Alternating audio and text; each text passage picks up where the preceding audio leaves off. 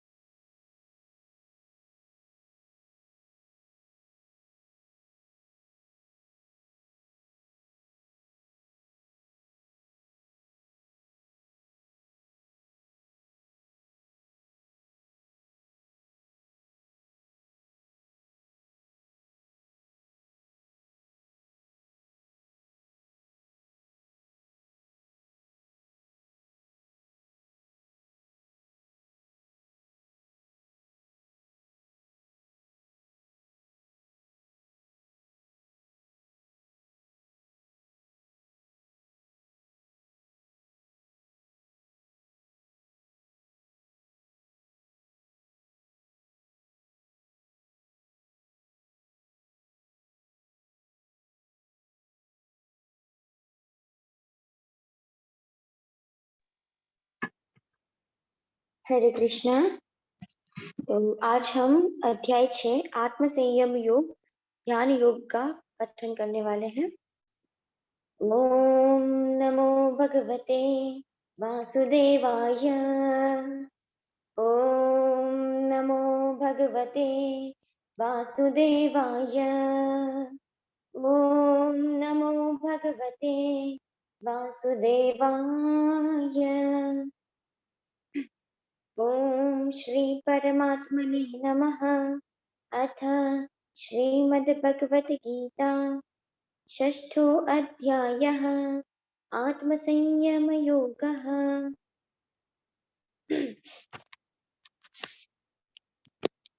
श्रीभगवान् उवाच अनाश्रितः कर्मफलं कार्यं कर्म करोति यः स सन्न्यासी च योगी च न निरग्निर्न चाक्रियः।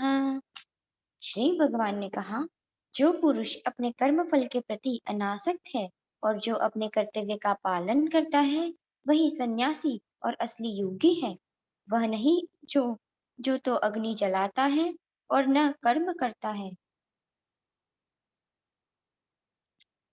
यम सन्यासम इति प्राहुर्योगं तं विद्धि पांडव न ह्यसन्न्यस्त संकल्पो योगी भवति कश्चन। हे पांडुपुत्र, जिसे संन्यास कहते हैं उसे ही तुम योग अर्थात परब्रह्म से युक्त होना जानो, क्योंकि इंद्रिय तृप्ति के लिए इच्छा को त्यागे बिना कोई भी कभी भी योगी नहीं हो सकता। आरुरुक्षोर्मुनेर्योगं कर्म कारणम् उच्यते योगारूढस्य तस्यैव शमः कारणम् उच्यते। अष्टांग योग के नव साधक के लिए कर्म साधन कहलाता है और योग सिद्ध पुरुष के लिए समस्त भौतिक कार्यकलापों का परित्याग ही साधन कहा जाता है। यदा हीनेन्द्रियार्थेषु न कर्मस्वनुषज्जते सर्वसंकल्प संन्यासी योगारूढ़स्तद उच्यते।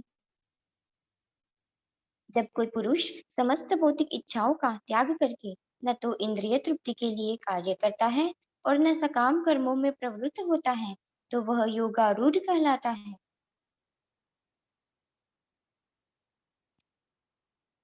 उत्थरेदात्मनात्मानं नात्मानम् अवसादयेत् आत्मैव यात्मनो बन्धुर् आत्मैव रिपुरात्मनः। मनुष्य को चाहिए कि अपने मन की सहायता से अपना उद्धार करे और अपने को नीचे न गिरने दे। यह मन बद्ध जीव का मित्र भी है और शत्रु भी। बन्धुरात्मात्मनस्तस्य येनात्मैवात्मना जितः अनात्मनस्तु शत्रुत्वे वर्तेतात्मैव शत्रुवत्। जिसने मन को जीत लिया है उसके लिए मन सर्वश्रेष्ठ मित्र है, किंतु जो ऐसा नहीं कर पाया इसके लिए मन सबसे बड़ा शत्रु बना रहता है। चितात्मनः प्रशान्तस्य परमात्मा समाहिताः शीतोष्ण सुख दुखेषु तथा मानापमानयोः।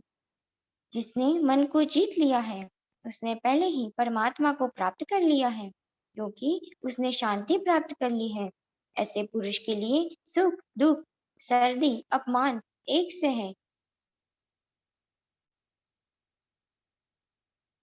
ज्ञान विज्ञान तृप्तात्मा कूटस्थो विजितेन्द्रियः युक्त इत्युच्यते योगी समलोष्ट्राश्मकाञ्चनः। वह व्यक्ति आत्म साक्षात्कार को प्राप्त तथा योगी कहलाता है, जो अपने अर्जित ज्ञान तथा अनुभूति से पूर्णतया संतुष्ट रहता है। ऐसा व्यक्ति अध्यात्म को प्राप्त तथा जितेंद्रिय कहलाता है। वह सभी वस्तुओं को, चाहे वह कंकड़ हो, पत्थर हो या कि सोना, एक समान दिखता है। सूर्यन्मित्रार्युदासीनं मध्यस्थद्वेष्य बन्धुषु साधुष्वपि च पापेषु समबुद्धिर्विशिष्यते। जब मनुष्य निष्कपट हितैषियों प्रिय मित्रों तटस्थों मध्यस्थों ईर्ष्यालुओं शत्रुओं तथा मित्रों पुण्यात्माओं एवं पापियों को समान भाव से देखता है तो वह और भी उन्नत माना जाता है। योगी युञ्जीत सततम् आत्मानं रहसि स्थितः एकाकी यत चित्तात्मा निराशीरपरिग्रहः। योगी को चाहिए कि वह सदैव अपने शरीर मन तथा आत्मा को परमेश्वर में लगाए, एकांत स्थान में रहे और बड़ी सावधानी के साथ अपने मन को वश में करे। उसे समस्त आकांक्षाओं तथा संग्रह भाव से मुक्त होना चाहिए।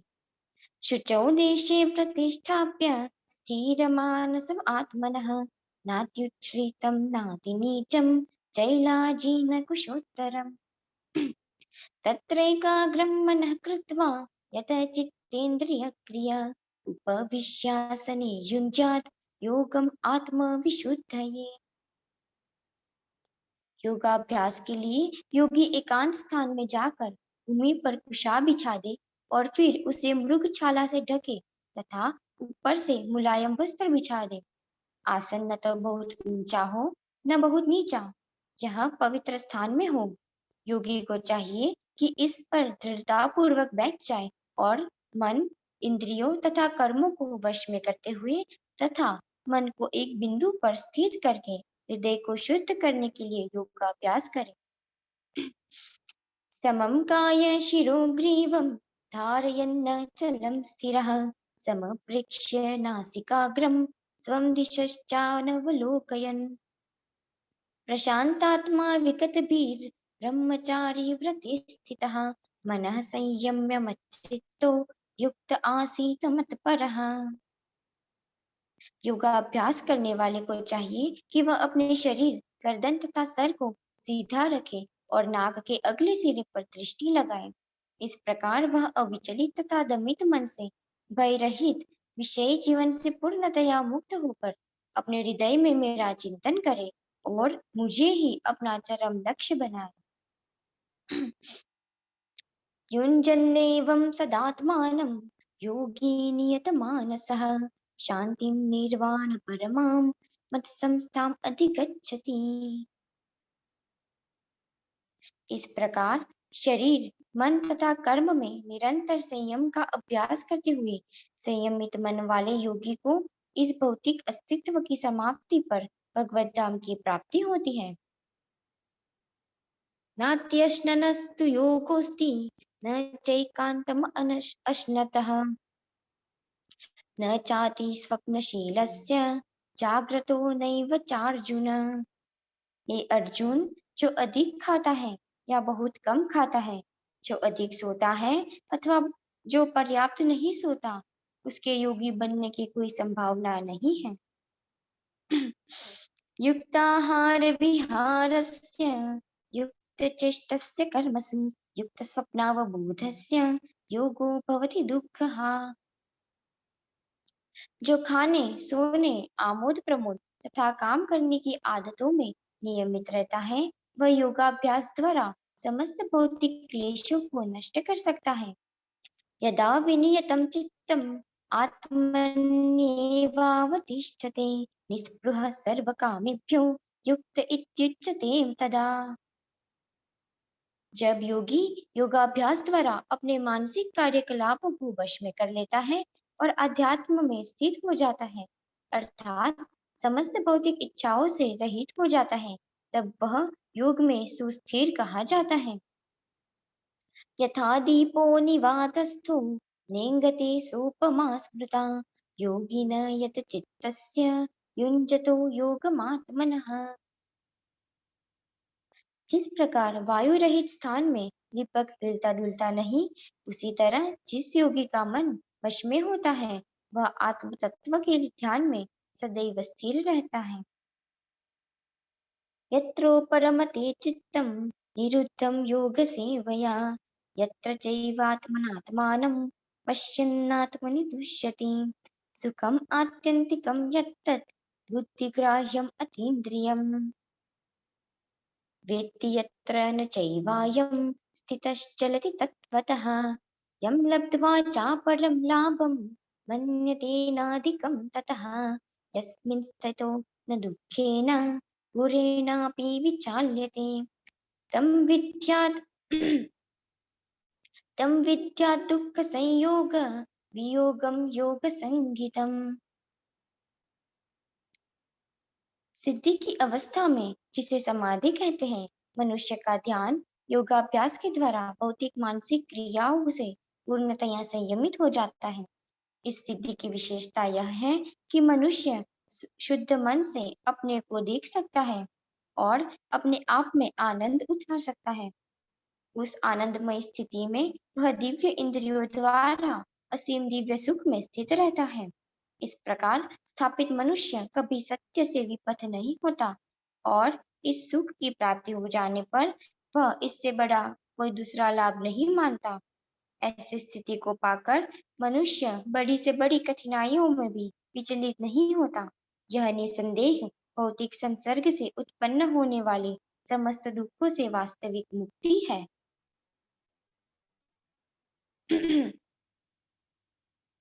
स निश्चयेन योक्तव्यो योगो निर्विण्ण चेतसा संकल्प प्रभवान् कामान् त्यक्त्वा सर्वान् अशेषतः मनस्सैवेन्द्रियग्रामं विनियम्य समन्ततः।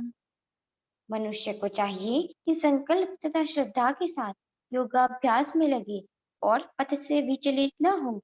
उसे चाहिए कि मनोधर्म से उत्पन्न समस्त इच्छाओं को निरपवाद रूप से त्याग दे और इस प्रकार मन के द्वारा सभी और इंद्रियों को वश में करे। शनैः शनैरुपरमेत बुद्धिया धृतिगृहीतया आत्मसंस्थं मनः कृत्वा न किंचित अपि चिंतयेत्। धीरे धीरे क्रमशः पूर्ण विश्वास पूर्वक बुद्धि के द्वारा समाधि में स्थित होना चाहिए और इस प्रकार मन को आत्मा में ही स्थित करना चाहिए तथा अन्य कुछ भी नहीं सोचना चाहिए। यतो यतो निश्चलति मनश्चंचलम अस्थिरम ततस्ततो नियम्येतत् आत्मन्येव वशं नयेत्। मन अपनी चंचलता तथा अस्थिरता के कारण जहाँ कहीं भी विचरण करता हो, मनुष्य को चाहिए कि उसे वहां से खींचे और अपने वश में लाए। प्रशांत मनसं येनम योगिनं सुखम उत्तमम उपैति शांत रजसम ब्रह्मभूतम अकल्मषम। जिस योगी का मन मुझ में स्थिर रहता है वह निश्चय ही दिव्य सुख की सर्वोच्च सिद्धि प्राप्त करता है। वह रजोगुण से परे हो जाता है। वह परमात्मा के साथ अपनी गुणात्मक एकता को समझता है और इस प्रकार अपने समस्त विगत कर्मों के फल से निवृत्त हो जाता है। युञ्जन्नेवं सदात्मानं योगी विगत कल्मषः सुखेन ब्रह्म संस्पर्शम अत्यंतम सुखम अश्नुते। इस प्रकार योगाभ्यास में निरंतर लगा रहकर आत्मसंयमी योगी समस्त भौतिक कल्मशों से मुक्त हो जाता है और भगवान की दिव्य प्रेमा भक्ति में परम सुख प्राप्त करता है। सर्वभूतस्थमात्मानं सर्वभूतानि चात्मनि ईक्षते योगयुक्तात्मा सर्वत्र समदर्शनः। वास्तविक योगी समस्त जीवों में मुझको तथा मुझ में समस्त जीवों को देखता है। निसंदेह स्वरूप सिद्ध व्यक्ति मुझ परमेश्वर को सर्वत्र देखता है। यो मां पश्यति सर्वत्र सर्व सर्वं च मयि पश्यति तस्याहं न प्रणश्यामि स च मे न प्रणश्यति। जो मुझे सर्वत्र देखता है और सब कुछ मुझ में देखता है उसके लिए न तो मैं कभी अदृश्य होता हूँ और न वह मेरे लिए अदृश्य होता है। सर्वभूतस्थितं यो मां भजत्येकम भजत्येकत्वमास्थितः सर्वथा वर्तमानोऽपि स योगी मयि वर्तते। जो योगी मुझे तथा परमात्मा को अभिन्न जानते हुए परमात्मा की भक्ति पूर्वक सेवा करता है वह हर प्रकार से मुझ में सदैव स्थित रहता है। आत्मौपम्येन सर्वत्र समं पश्यति योऽर्जुन सुखं वा यदि वा दुःखं स योगी परमो मतः। हे अर्जुन, वह पूर्ण योगी है जो अपनी तुलना से समस्त प्राणियों की उनके सुखों तथा दुखों में वास्तविक समानता का दर्शन करता है। अर्जुन उवाच योऽयं योगस्त्वया प्रोक्तः साम्येन मधुसूदन एतस्याहं न पश्यामि चंचलत्वात् स्थितिं स्थिराम्। अर्जुन ने कहा, हे मधुसूदन, आपने जिस योग पद्धति का संक्षेप में वर्णन किया है वह मेरे लिए अव्यावहारिक तथा असहनीय है क्योंकि मन चंचल तथा अस्थिर है। चंचलं हि मनं कृष्ण प्रमाथि बलवत्दृढं तस्याहं निग्रहं मन्ये वायोरीव सुदुष्करम्। हे कृष्ण, चूंकि मैं चंचल उच्छृंखल हठीला तथा अत्यंत बलवान है अतः मुझे इसे वश में करना वायु को वश में करने से भी अधिक कठिन लगता है। श्री भगवान उवाच असंशयं महाबाहो मनो दुर्निग्रहं चलम् अभ्यासेन तु कौन्तेय वैराग्येन च गृह्यते। भगवान श्री कृष्ण ने कहा, हे महाबाहो कुंती पुत्र, निस्संदेह चंचल मन को वश में करना अत्यंत कठिन है किंतु उपयुक्त अभ्यास द्वारा तथा विरक्ति द्वारा ऐसा संभव है। असम असंयतात्मना योगो दुष्प्राप इति मे मतिः वश्यात्मना तु यतता शक्यो वाप्तुम् उपायतः। जिसका मन उच्छृंखल है उसके लिए आत्म साक्षात्कार कठिन कार्य होता है किंतु जिसका मन संयमित है और जो समुचित उपाय करता है उसकी सफलता ध्रुव है, ऐसा मेरा मत है। अर्जुन उवाच अयति हि श्रद्धयोपेतो योगात् चलति मानसः अप्राप्य योग संसिद्धिं काम गतिम कृष्ण गच्छति। अर्जुन ने कहा, हे कृष्ण, उस असफल योगी की क्या गति है जो प्रारंभ में श्रद्धा पूर्वक आत्म साक्षात्कार की विधि ग्रहण करता है, किंतु बाद में भौतिकता के कारण उससे विचलित हो जाता है और योग सिद्धि को प्राप्त नहीं कर पाता। कच्चिन्नो भयविभ्रष्टश्चिन्नाभ्रमिव नश्यति अप्रतिष्ठो महाबाहो विमूढो ब्रह्मणः पथि। हे महाबाहु कृष्ण, हे महाबाहु, क्या ब्रह्म प्राप्ति के मार्ग से भ्रष्ट ऐसा व्यक्ति आध्यात्मिक तथा भौतिक दोनों ही सफलताओं से च्युत नहीं होता और छिन्न भिन्न बादल की भांति विनिष्ट नहीं हो जाता, जिसके फलस्वरूप उसके लिए किसी लोक में कोई स्थान नहीं रहता। एतन्मे संशयं कृष्ण चेत्तुम् अर्हस्य शेषतः वदन्यः संशयस्यास्य चेत्ता न ह्युपपद्यते। हे कृष्ण, यही मेरा संदेह है और मैं आपसे इसे पूर्णतया दूर करने की प्रार्थना कर रहा हूँ। आपके अतिरिक्त अन्य कोई ऐसा नहीं है जो इस संदेह को नष्ट कर सके।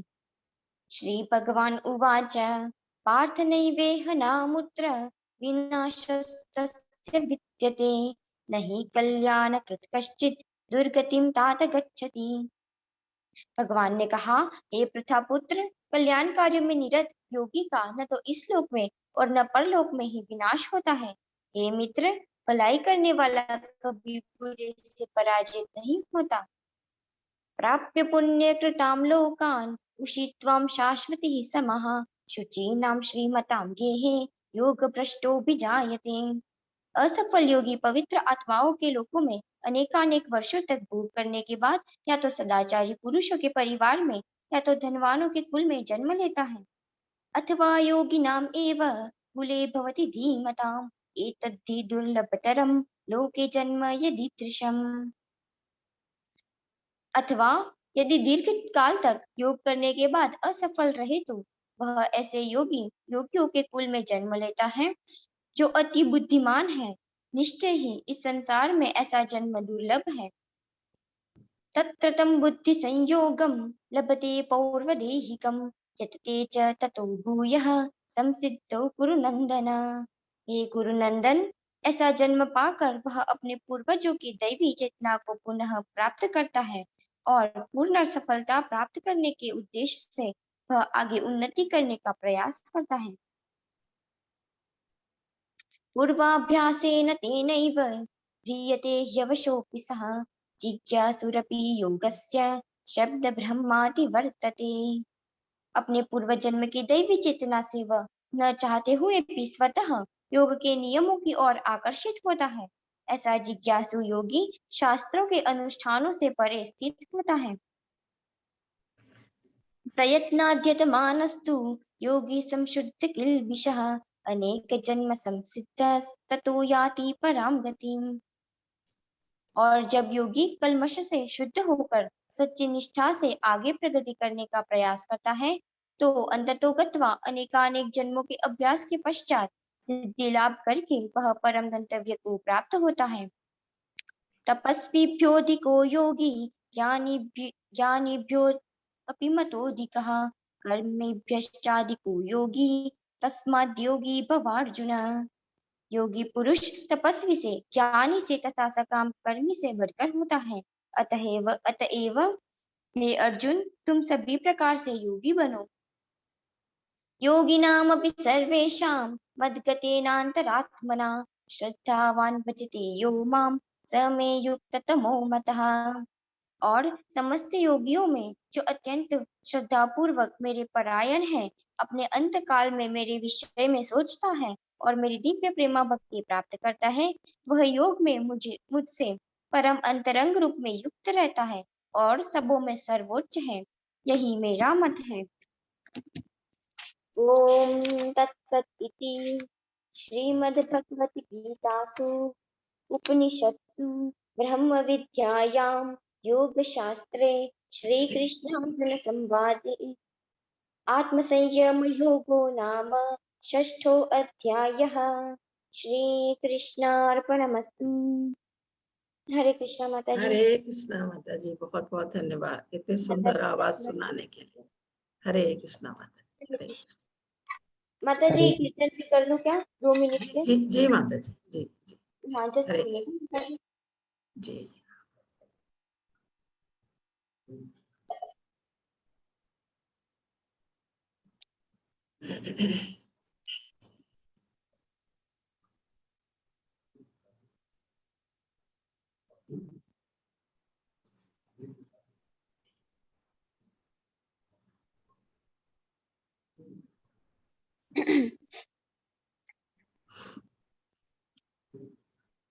जी।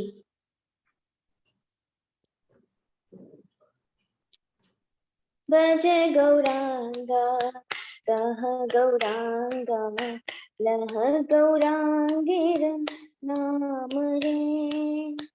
भज गौरांगा कह गौरांगा लह गौरांगेर नाम रे।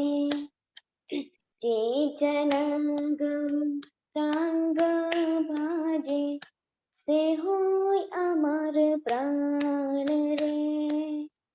जे जन गौरांग भाजे से होय अमर प्राण रे। भज गौरांग कह गौरांग लह गौरांगेर नाम रे। गौरांगा बोलिया तू बाहु तुलिया, गौरांगा बोलिया तू बाहु तुलिया, नाचिया नाचिया बेदाओ रे। भज गौरांगा कह गौरांगा लह गौरांगेर नाम रे। गौरांगा भजिले गौरांगा जपिले, गौरांगा भजिले गौरांगा जपिले होय दुखेरा अवसान रे। भज गौरांगा कह गौरांगा लह गौरांगेर नाम रे। जे जना गौरांग भाजे से होय अमर प्राण रे। हरे कृष्णा कृष्णा कृष्णा हरे हरे, हरे राम राम राम हरे हरे। हरे कृष्णा माता जी। हरे कृष्णा माता जी। हरे कृष्णा। हे कृष्ण करुणा सिंधु दीन बंधु जगतपते गोपेश गोपिका कांतम राधा कांतम नमस्ते तप्त कंचन गौरांगी राधे वृंदावनेश्वरी वृषभानुसुते देवी प्रणमामि हरि प्रिये नमः ओं विष्णु पादाय कृष्ण वृषाय भूतले श्रीमते भक्ति वेदांत स्वामी इति नामिने। नमस्ते सरस्वती देवे गौरवाणी प्रचारिणे निर्विशेषा शून्यवाद पाश्चात्य तारणे। जय हो श्री कृष्ण चैतन्य प्रभु नित्यानंद श्री अद्वैत गदाधर शिवासादि गौर भक्तवृंद।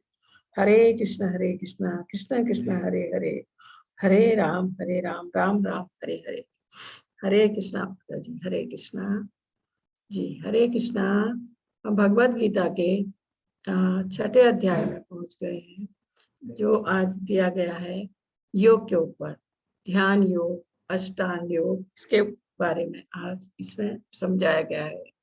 और इसमें ये पूछा गया है, ये चित्र दिखाया गया है आपको सामने, क्या ये योग है? असल में योग का मतलब होता है जुड़ना, वो भी किससे? भगवान से। भगवान से जुड़ने का मतलब उसको योग कहते हैं, जो हम जिसमें हम भगवान से जुड़ते हैं। योग का मतलब ही जोड़ है ऐसा। तो यहाँ आपको ये किसी एंगल से भी ये योग नहीं लगता है। ये तो शारीरिक व्यायाम भी नहीं, अपने शरीर को कष्ट देना, इसको योग नहीं कह सकते हैं। और इसी तरह से यहाँ दिखाया गया है, ये व्यक्ति भी अपने शरीर को कष्ट दे रहा है। ये योग, इसको भी योग नहीं कह सकते। ये देखिए इसमें और यहाँ तो और बुरा हाल है, अपने सिर को पूरा जमीन के अंदर डाला गया और आप सोचेंगे ये आदमी जिंदा कैसे है, क्योंकि सांस लेने के लिए हवा चाहिए। तो ये जो पत्थर रखे हैं ना सामने, इन पत्थरों से छन के हवा जो अंदर जा रही है उससे ये व्यक्ति बचा हुआ है। उसके बाद ये फिर पाश्चात्य देशों के उसमें आ रहा है। ये इसको आप कम से कम व्यायाम कर सकते हैं, शारीरिक कसरत कह सकते हैं इसको। और वही है, ये भी वही सब, हाँ कसरत कह सकते हैं, क्योंकि कसरत करना या व्यायाम करना, अपने को स्वस्थ रखना बहुत अच्छी बात है। लेकिन जो आध्यात्मिक उसमें, जिसमें हम कहते हैं योग, जो कि भगवान से जुड़ना जिसमें है, भगवान का ध्यान करना, भगवान से जुड़ना, वो योग ये नहीं है। ये इसका नाम बकरी योग रखा गया है। अब आप बताइए इसको आप किस एंगल से योग कह सकते हैं? ये कुर्सी योग है इसका नाम। इसी तरह से इसके ऊपर कई हजारों पुस्तकें आ गई योग के ऊपर, कई हजारों, बहुत बड़ा बिजनेस है ये एक तरह से। ये देखिए ये सब योगा, ये इसको करके ये पुस्तक है, इसके ऊपर इतना बड़ा बिजनेस चल रहा है। तो इसमें क्या है, जहां पर मैं भौतिक उससे नहीं कह रही, भौतिक उससे कि जैसे बिजनेस कर रहा है व्यक्ति, या अपने को स्वस्थ रख रहा है, या प्राणायाम कर रहा है, ये कर रहा है, ये कर रहा है, वो ठीक है, बहुत अच्छी बात है। जब व्यक्ति स्वस्थ रहेगा तभी वो भगवान की सेवा भी कर पाएगा, या अपना कर्तव्य जो है, अपना कर्म है, उसको भी कर पाएगा। लेकिन आध्यात्मिक भाषा में, भौतिक भाषा में नहीं, आध्यात्मिक भाषा में योग वो है जो हमें भगवान से जोड़ता है। भगवान से जोड़ता है जो, उसको योग कहा गया है। भगवान से जोड़ना, योग का मतलब ही है जोड़। योग का मतलब होता है प्लस, जोड़। जोड़ किससे? भगवान से, उसको हम योग कहते हैं। इसमें इसका ये पहले अध्याय का, इस छठे अध्याय का पहला श्लोक, इस अध्याय में श्लोक थोड़ा आगे पीछे है, वो जैसे मन की बात है तो मन से जो श्लोक मिलते हैं, इस तरह से सिर्फ इसी अध्याय में श्लोक आगे पीछे हैं, आप थोड़ा ध्यान रखिएगा इसमें। ये अध्याय छठे का पहला श्लोक है। श्री भगवान वाच अनाश्रिता कर्म फलम कार्यम कर्म करोति यः स सन्यासी च योगी च न निरग्न च क्रियः। श्री भगवान ने कहा, जो पुरुष अपने कर्म फल के प्रति अनासक्त है, जो जिसको अपने कर्म फल से, कर्म कर रहा है लेकिन फल से उसको कोई लेना देना नहीं है, और जो अपने कर्तव्य का पालन करता है, वह अपने कर्म को कर्तव्य समझ के कर रहा है, न फल की इच्छा से कर रहा है, न ये सोच के कर रहा है कि ये काम करने से मुझे क्या फायदा होगा। वो हर काम को अपना कर्तव्य समझ के कर रहा है।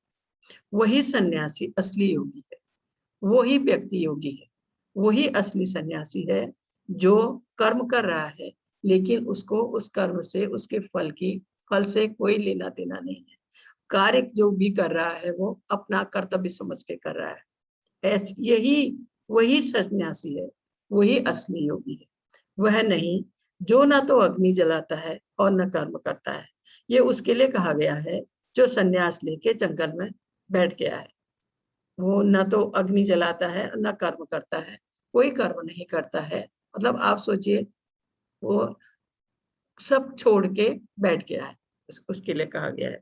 इससे ये जो, अब ये श्रेष्ठ है जो कर्म फल को त्याग कर और हर कर्म को अपना कर्तव्य समझकर कर रहा है। असल में सन्यासी ये है, वो नहीं जो सब कुछ छोड़ के सन्यासी बन के जंगल में बैठ गया है, ऐसा इसमें कहा है। और इस अध्याय के बारे में मैं आपको थोड़ा सा बताती हूँ। इस अध्याय में भगवान ने अष्टांग योग के बारे में बताया।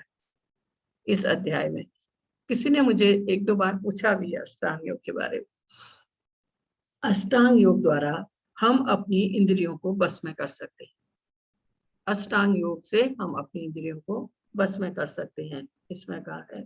लेकिन सबसे पहले इस लाइन इसमें है, लेकिन कल युग में इसे कर पाना अत्यंत कठिन है। कलयुग में अष्टांग योग को कर पाना अत्यंत कठिन है। ये भी भगवत गीता में लिखा गया है। इसलिए भगवान कहते हैं कृष्ण भावनामृत में कर्म करना श्रेष्ठ है। अष्टांग योग द्वारा, अष्टांग योग को हम करते हैं अपनी इंद्रियों को बस में करने के लिए। अगर हम भगवान की भक्ति करते हैं, भगवान की सेवा करते हैं, तो हमारी इंद्रियां स्वतः ही बस में हो जाती हैं या दब जाती है। उन्हें बस में करने के लिए हमें अष्टांग योग करने की आवश्यकता नहीं है। इसलिए कहा गया है कि कृष्ण भावनामृत में कर्म करना श्रेष्ठ है। प्रत्येक व्यक्ति अपने परिवार के पालन पोषण और रक्षा के लिए कार्य करता है और वह बिना स्वार्थ के कोई काम नहीं करता है। कृष्ण भावना में कर्म करना हम सबका कर्तव्य है। हम सभी लोग परमेश्वर के अंश हैं। जैसे शरीर पूरे अंग के लिए कार्य करता है पर अपने लिए नहीं, ऐसे ही जो व्यक्ति भगवान के लिए कार्य करता है वही पूर्ण योगी या पूर्ण सन्यासी है। जो भगवान के लिए कार्य करता है वही पूर्ण योगी है और वही पूर्ण सन्यासी है। कृष्ण भावना भावित व्यक्ति को कभी भी आत्मतुष्टि की इच्छा नहीं रहती। जो कृष्ण भावना भावित व्यक्ति है वो अपने लिए कभी कुछ नहीं चाहता, कुछ नहीं चाहिए उसको अपने लिए। 2 जोड़ी कपड़ा और 2 समय का भोजन, उसके सिवा उसको कुछ नहीं चाहिए। वो जो कुछ करता है भगवान की सेवा के लिए, जो कुछ करता है उनको खुश करने के लिए, जो कुछ करता है उसका हर क्षण भगवान की सेवा में जाता है। वो है कृष्ण भावना भावित भक्त। उसे अपने लिए कुछ नहीं चाहिए, ऐसा इसमें भी कहा गया है। कृष्ण भावना भावित व्यक्ति को कभी भी आत्मतुष्टि की इच्छा नहीं रहती है। उसका लक्ष्य तो भगवान कृष्ण को प्रसन्न करना है। और ऐसा व्यक्ति पूर्ण सन्यासी, पूर्ण योगी है, जो पूरी तरह समर्पित है भगवान की सेवा में। वही व्यक्ति पूर्ण सन्यासी है, वही पूर्ण योगी है। वो नहीं जो जंगल में बैठा है और कोई कार्य नहीं कर रहा है, सन्यास लेके जंगल में बैठा, वो नहीं, बल्कि जो पूरी तरह भगवान की सेवा कर रहा है उसको पूर्ण सन्यासी, पूर्ण योगी कहा गया है। इसके बाद यह है अष्टांग योग क्या है। अष्टांग योग के बारे में थोड़ा सा यहाँ वर्णन किया गया है। यह है अष्टांग योग। 8 तरह से अपने शरीर की एक्सरसाइज जो है या 8 तरह से इसमें बताया गया है, इसीलिए इसको अष्टांग योग कहते हैं। इसमें पहला है यम, दूसरा है, पहला यम है, ठीक है, दूसरा है नियम, नियम है तीसरा,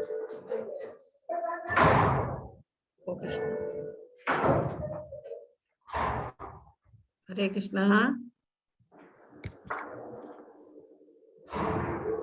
प्रभु जी कहीं से आवाज आ रही है। हरे कृष्णा जी। हरे कृष्ण माता जी, देखते माता जी। अभी नहीं है माता जी। तो ये अष्टांग योग 8 तरह से, पहला है यम, दूसरा है नियम, तीसरा है आसन, फिर है प्राणायाम और प्रत्याहार, धारणा, ध्यान, अंत में आती है समाधि। ये 8 तरह से, ये इसके लिए अलग अलग तरह से भी इसमें बताया गया है इसके बारे में। तो इसका पहला है यम। इसमें योगी को उसे एकांत स्थान में अकेले रहना चाहिए और हमेशा मन को नियंत्रित करना चाहिए, इच्छाओं से मुक्त होना चाहिए, ऐसा यम में कहा गया है। अपने मन, शरीर, आत्मा को भगवान के ध्यान में लगाना है उसको। योगी का पहला कर्तव्य है कि वह हमेशा अपने ध्यान को भगवान में लगाए रखे। यह है यम। दूसरा है नियम। नियम के लिए कहा गया है खाने, सोने, काम करने और मनोरंजन करने की उसकी आदतों में समशीतोष्ण। समशीतोष्ण का मतलब है तालमेल। इसमें कहा है आदतों में तालमेल। जो व्यक्ति अपने खाने, सोने, रक्षा आदि को नियमित रखता है वह योगाभ्यास द्वारा भौतिक कलेशों को नष्ट कर सकता है। ऐसा भोजन नहीं करना चाहिए जो सतोगुणी नहीं है, उसको तामसी भोजन नहीं करना चाहिए जो योग कर रहा है। सो ये जो शुद्ध शाकाहारी भोग हम कहते हैं सतोगुणी, उसको वो भोजन करना चाहिए जो सतोगुणी है। और जो व्यक्ति अधिक भोजन करता है, अधिक सोता है, वह व्यक्ति पूर्ण योग का पालन नहीं कर सकता है, क्योंकि वो उसका तालमेल ही नहीं है खाने पीने सोने, उसमें ऐसा व्यक्ति योग का पालन नहीं कर सकता है। फिर दिया है आसन। आसन के लिए दिया है जमीन पर कुसा घास बिछाएं और फिर इसे एक हिरण की खाल से कवर करें। आसन न तो बहुत ऊंचा होना चाहिए, न ही नीचा होना चाहिए, और पवित्र स्थान पर स्थित होना चाहिए। शरीर, गर्दन और सिर को एक सीध में रखना चाहिए और नाक की नोक पर लगातार घूमना चाहिए। इस प्रकार एक अनघड़ दबे हुए मन से, भय से रहित, पूरी तरह से योग जीवन से मुक्त किसी को भी भगवान का ध्यान करना चाहिए। असल में ये जो पूरा योग पद्धति है, अष्टांग योग दिखाया गया है, ये अपने इंद्रियों को वश में करने का वो है। जैसे जो निर्विशेषवादी, निर्विशेषवादी उनको कहते हैं जो कहते हैं भगवान का शरीर नहीं है, जो निराकार भगवान का ध्यान करते हैं। तो क्योंकि उन लोगों को अपनी इंद्रियों को बस में करना है।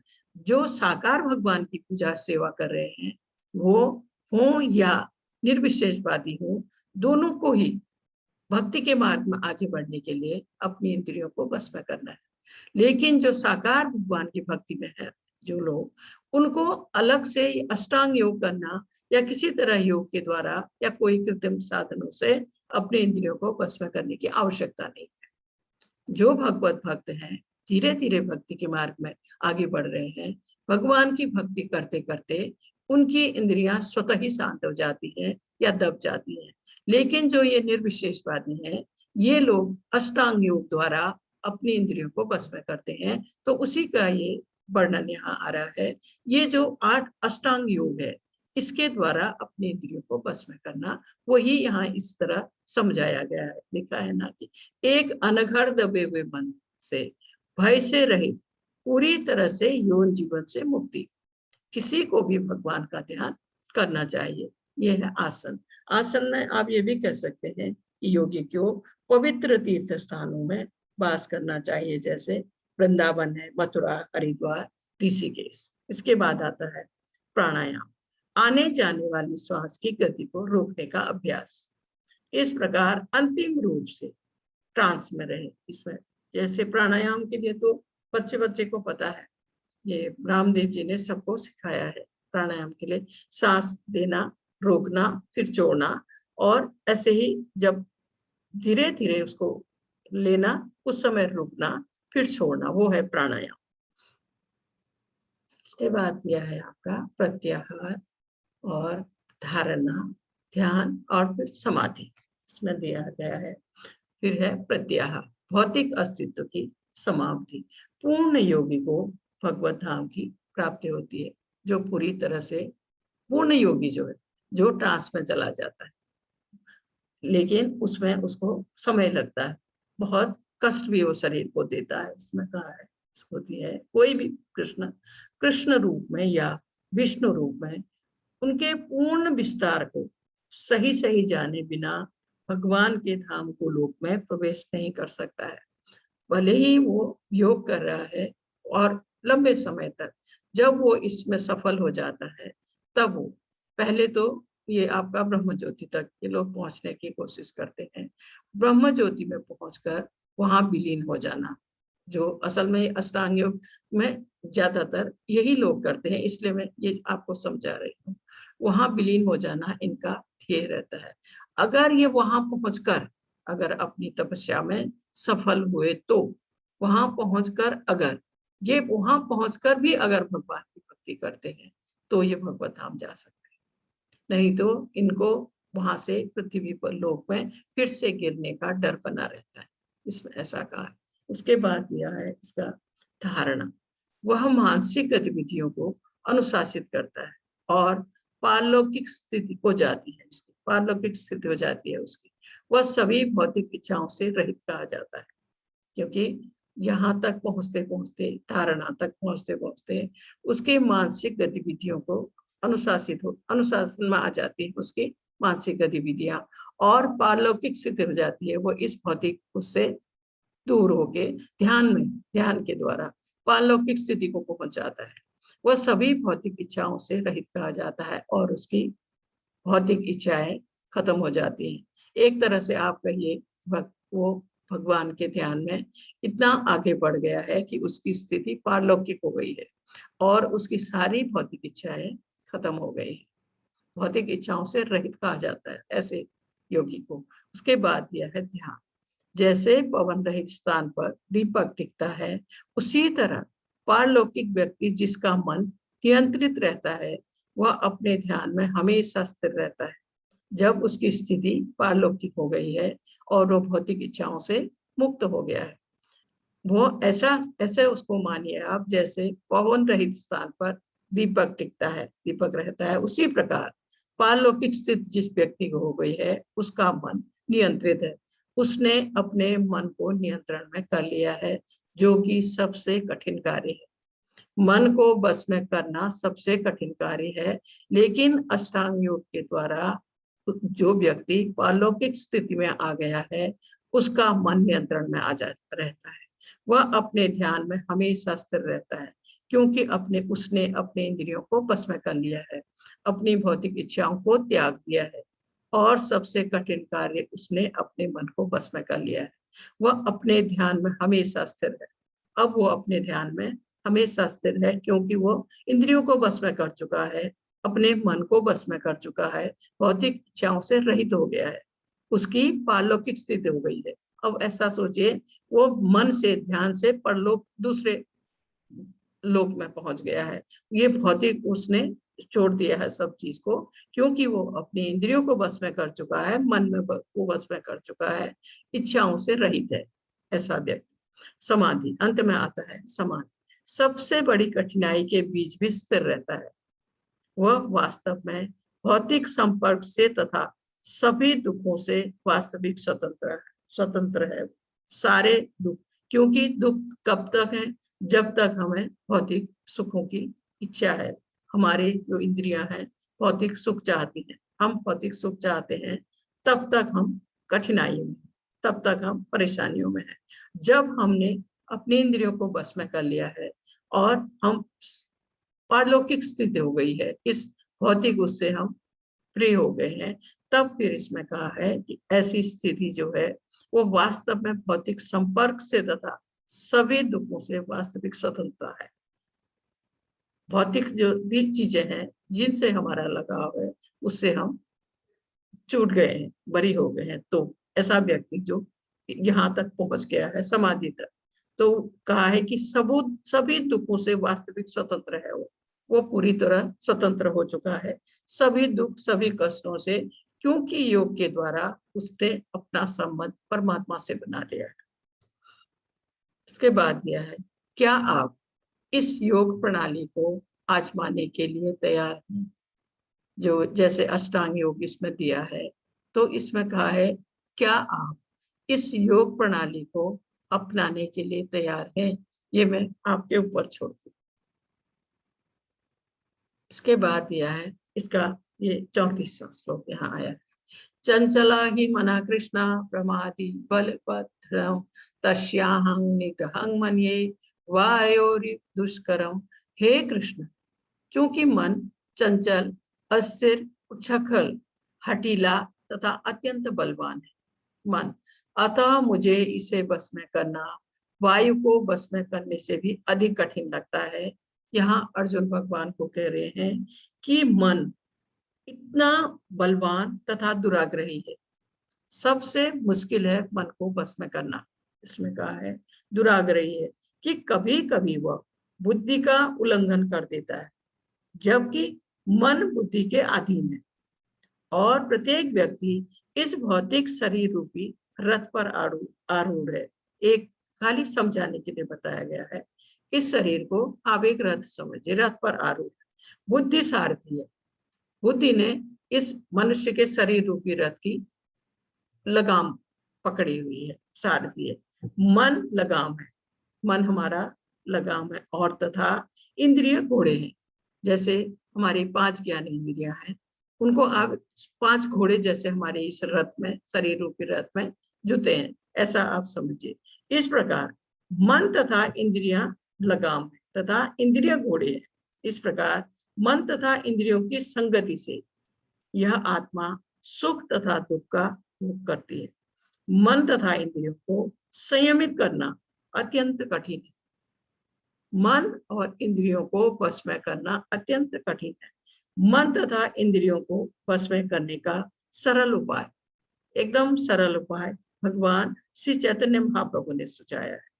समस्त दैन्यता के साथ मोक्ष के लिए हरे कृष्ण महामंत्र का जप या कीर्तन किया जाए, इसके सिवा कोई उपाय नहीं है।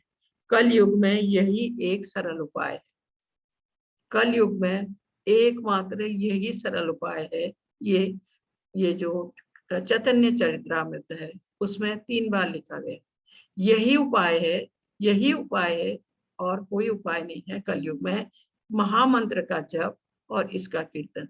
अगर हम महामंत्र का जप करते हैं, कीर्तन करते हैं, तो हम अपनी इंद्रियों को तो बस में करते ही करते, साथ में ये हठीले मन को, इस उछकल मन को, अस्थिर मन को, इसको भी हम बस में कर सकते हैं।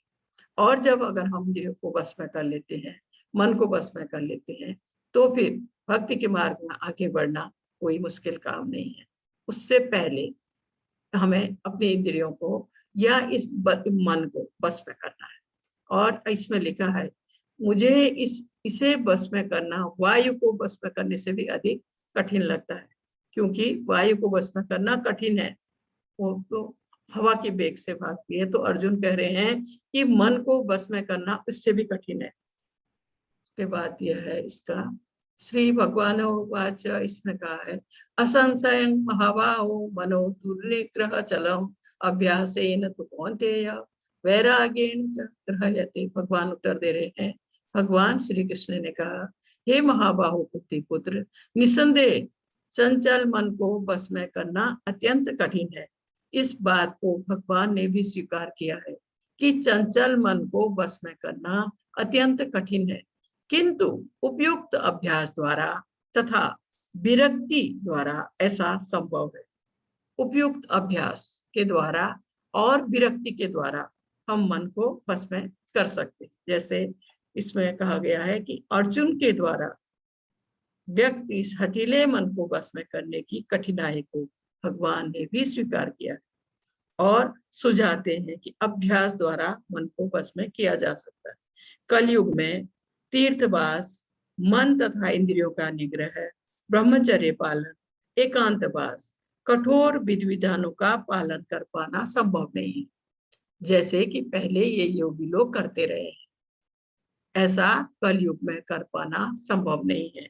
इसलिए कहा गया है, इसमें कहा गया कि कठोर विधि विधानों का पालन कर पाना कलयुग में संभव नहीं, किंतु कृष्ण भावनामृत के अभ्यास से मनुष्य नवधा भक्ति द्वारा, इसमें भी सबसे प्रथम है भगवान के विषय में श्रवण करना, सुनना, मन को समस्त प्रकार की दुश्चिंताओं से शुद्ध करता है। यह है इसमें वर्णन आया है नवधा भक्ति। भगवान की भक्ति किस तरह हम 9 प्रकार से कर सकते हैं। उसमें पहला है श्रवण, कीर्तन, स्मरण, पाद सेवन, अर्चनम, वंदनम, दास्यम, सख्यम, आत्मनिवेदन। ये 9 प्रकार है। इस 9 प्रकार से भगवान की भक्ति करके हम अपनी इंद्रियों को, अपने मन को वश में कर सकते हैं, इनका अभ्यास करके। इसलिए यहाँ ये नवधा भक्ति की बात आई। नवधा भक्ति में भी ये 9 तरह से भक्ति है, इसलिए इसको नवधा भक्ति कहते हैं। नवधा भक्ति में श्रवण जो है, सुनना सबसे उत्तम माना गया है। श्रवण क्रिया को सबसे उत्तम माना गया है। इसमें कहा गया है कि कृष्ण विषय में श्रवण करने से मनुष्य स्वतः परमात्मा के प्रति आसक्त हो जाता है। यह आसक्ति आध्यात्मिक तुष्टि कहलाती है। भगवान कृष्ण के कार्यकलापों का श्रवण उन्मत्त मन का कुशल उपचार है। भगवान के बारे में बार बार सुनना, यह उन्मत्त मन है जो हमारा, उसके लिए उपचार है। जैसे कोई बीमार होता है ना, उसको दवाई दी जाती है ठीक होने के लिए, उसी तरह इस जो हठीला मन है हमारा, उछकल मन है, इसको शांत करने के लिए भगवत नाम का श्रवण, भगवत नाम का कीर्तन, भगवत नाम का जप, इस अभ्यास से हम इस हठीले मन को वश में कर सकते हैं। इसमें कहा गया है कृष्ण को अर्पित भोजन, जो भगवान को भोग लगाया गया है, ग्रहण करना रोगी के लिए उपयुक्त पथ्य है। और इस दवाई के साथ में हरे कृष्ण मंत्र का जप, हरे कृष्ण मंत्र का कीर्तन, ये हम दवाई दे रहे हैं मरीज को। इसके साथ में अगर भोग लगाया गया, भगवान को भोग लगाया गया प्रसाद एक पथ्य की तरह काम करता है। जैसे कोई रोगी होता है तो उसको जो आम खाना बनता है रोज वो नहीं देते हैं, उसके लिए कुछ अलग से पथ्य बनता है। तो कहा गया है कि दवाई के साथ में ये भगवान को भोग लगाया गया प्रसाद अगर रोगी को या व्यक्ति को खिलाया जाए तो वो ये जो हमारे जो ये हठीला मन है, ये कहा गया है ये उपयुक्त पथ्य है। यह उपचार ही कृष्ण भावनामृत की विधि है। इस प्रकार नवधा भक्ति के द्वारा हठीले मन को बस में कर सकते हैं। नवधा भक्ति के द्वारा हम हठीले मन को बस में कर सकते हैं। उसको भगवत नाम का जप, भगवत नाम का कीर्तन, मतलब महामंत्र का आप कहिए, भगवत भक्ति, साथ में भोग लगाया गया प्रसाद, श्रवण को इसमें सबसे ऊपर माना गया है नवधा भक्ति में। बार बार हम भगवान के बारे में सुने, बार बार हम उनका ध्यान करें तो हम इस हठीले मन को बस में कर सकते हैं। उसके बाद दिया है मन दोस्त है या दुश्मन। ये हमारे हठीले मन के लिए बात आई है कि इसको हम अपना दोस्त माने या कि दुश्मन। इसमें कहा गया है कि मन, क्योंकि अगर मन जो है हमारा, इसमें कहा गया है मन दोस्त है कि दुश्मन। अष्टांग योग द्वारा मन को बस में करना, मतलब योग के द्वारा मन को बस में करना। मन बस में नहीं है तो मनुष्य काम, क्रोध, लोभ, मोह आदि आज्ञाओं का पालन करता है। अगर मन बस में हो जाए तो मनुष्य भगवान की आज्ञा का पालन करता है। जब तक मन हमारा दुश्मन है, जैसे इसमें दिखाया है, जब तक मन अगर हमारे बस में नहीं है, दुश्मन होने का मतलब है जब तक वो बस में नहीं है तो वो हमें काम, क्रोध, लोभ, मोह की ओर खींचता है। हमारा मन इस तरफ जाता है। तो ये आप सोचिए कि जब तक उसे हम बस में नहीं कर पाते हैं तब तक हम मन के बस में हैं, ऐसा आप सोचिए। वो हमसे यही सब गलत चीजें करवाएगा, काम, क्रोध, लोभ, मोह। लेकिन वो अगर हम बस में कर पाए मन को, अगर हमने भगवान की भक्ति द्वारा, भगवत नाम के जप द्वारा, श्रवण की विधि द्वारा अगर उसको बस में कर लिया, बस में कर पाए हम तो मन हमारा परम मित्र है। फिर वो हमें भगवत भक्ति की ओर ले जाएगा। इन सब चीजों से अलग हम भगवान की भक्ति की राह में आगे बढ़ेंगे। तो इसलिए मन, इस दुराग्रही मन को बस में करना अत्यंत आवश्यक है।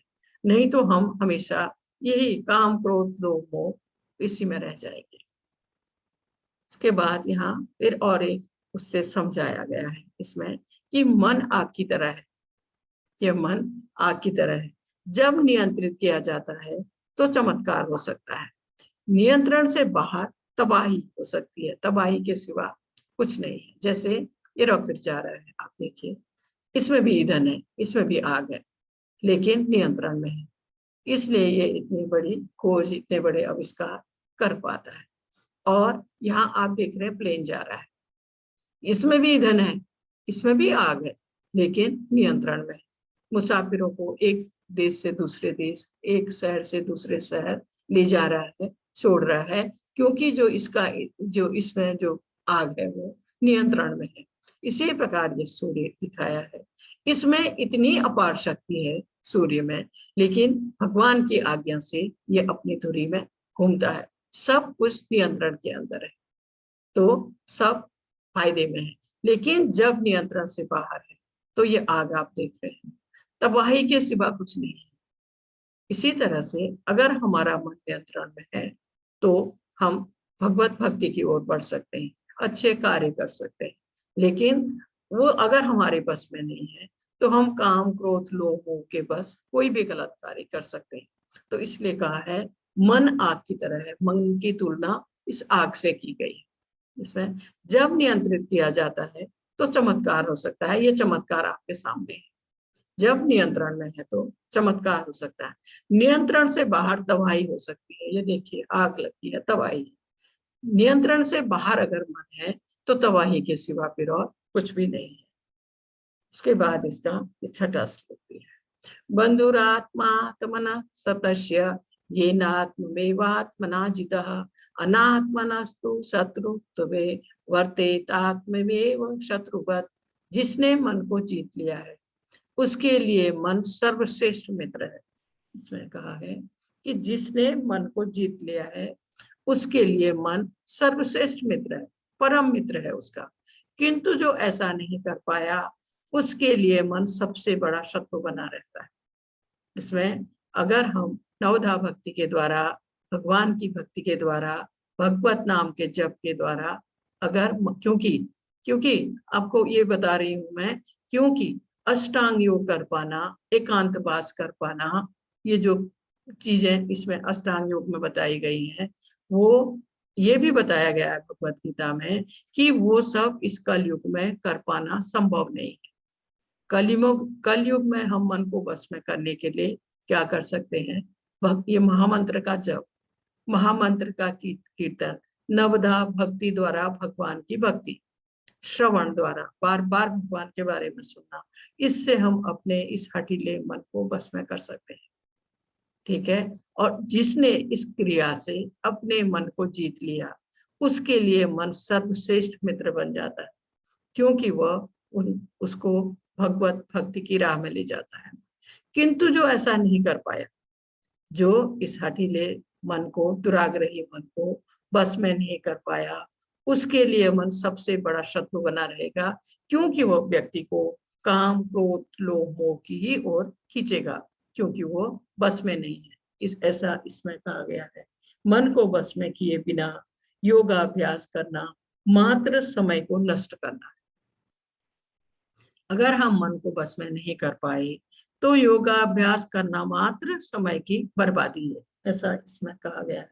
जो मन को बस में नहीं कर सकता वह सतत अपने शत्रु के साथ निवास करता है। जब तक मन बस में नहीं है तो ऐसा लगता है कि हम अपने शत्रु के साथ निवास कर रहे हैं, ऐसा कहा गया है। इस तरह उसका जीवन तथा लक्ष्य दोनों ही नष्ट हो जाते हैं, क्योंकि मन उसको काम, क्रोध, लोभ, मोह की तरह ही हमेशा खींचता है, तो वो कैसे अपने जीवन लक्ष्य को पाएगा? तो इसमें कहा है उसके जीवन लक्ष्य, इसका जीवन तथा जीवन लक्ष्य दोनों ही नष्ट हो जाते हैं। जब तक मन अविजित शत्रु बना रहता है तब तक मनुष्य को काम, क्रोध, लोभ, मोह आदि की आज्ञाओं का पालन करना होता है। जब मन बस में हो जाता है तो मनुष्य इच्छानुसार भगवान की आज्ञा का पालन करता है, और इसके कहा है कि सबके हृदय में परमात्मा रूप में जो भगवान खड़े हैं उनकी आज्ञा का पालन करता है जब मन बस में आ जाता है। और जब तक मन बस में नहीं है तो हम अपने एक अभिजित शत्रु के साथ में निवास कर रहे हैं, जो हमें काम, क्रोध, लोभ, मोह की ओर खींचता है। इसलिए आप समझिए कि मन को बस में करना कितना आवश्यक है। उसके लिए जो भगवत भक्ति की राह में आगे बढ़ना चाहता है, जो इस भौतिक बंधन से निकलना चाहता है, जो जन्म मृत्यु के चक्र से निकलना चाहता है, उसके लिए मन को बस में करना कितना आवश्यक है, ऐसे आप ऐसा समझ सकते हैं।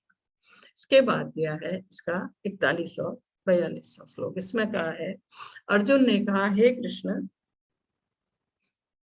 उस असफल योगी की गति क्या है जो प्रारंभ में श्रद्धा पूर्वक आत्म साक्षात्कार की विधि ग्रहण करता है, किंतु बाद में भौतिकता के कारण उससे विचलित हो जाता है और योग सिद्धि को प्राप्त नहीं कर पाता है। ठीक है। असफल योगी पवित्र आत्माओं के लोकों में अनेक वर्षों तक भोग करने के बाद या तो सदाचारी पुरुषों के परिवार में या धनवानों के कुल में जन्म लेता है। ऐसा इसमें कहा गया है कि जैसे दो तरह से इसमें पूछा गया है। एक तो कुछ समय भगवान की भक्ति करने के बाद, दूसरा दीर्घ काल तक योग करने के बाद। अगर कुछ समय तक भगवान की भक्ति की और व्यक्ति असफल हो गया, किसी कारण असफल हो गया, भौतिक उससे मतलब भौतिक इसमें जब भक्ति करते करते वो असफल हो गया, तो अर्जुन भगवान को पूछ रहे हैं उस योगी की गति क्या होगी। उसके साथ क्या होगा, क्योंकि वो भगवान की भक्ति कर रहा था, पूरी तरह समर्पित था भगवान को, तो वो व्यक्ति स्वर्ग जाएगा, स्वर्ग जाएगा, बहुत लंबे समय तक स्वर्ग का सुख भोगेगा। उसके बाद वो इस भौतिक जगत में आएगा, वो भी किसी सदाचारी पुरुषों के परिवार में या धनवान कुल में, ताकि जहां तक उसने भक्ति की थी उसको दोबारा से वहीं से उसको पूरा करने का मौका मिले, पूरा करने का भगवान उसे मौका देते हैं।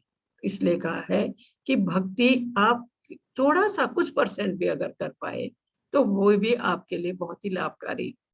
आप भक्ति के मार्ग में आगे बढ़ रहे हैं, अचानक मृत्यु हो गई या किसी कारण आप उस पद से विचलित हो गए, गिर गए, तो कोई नुकसान नहीं है आपको।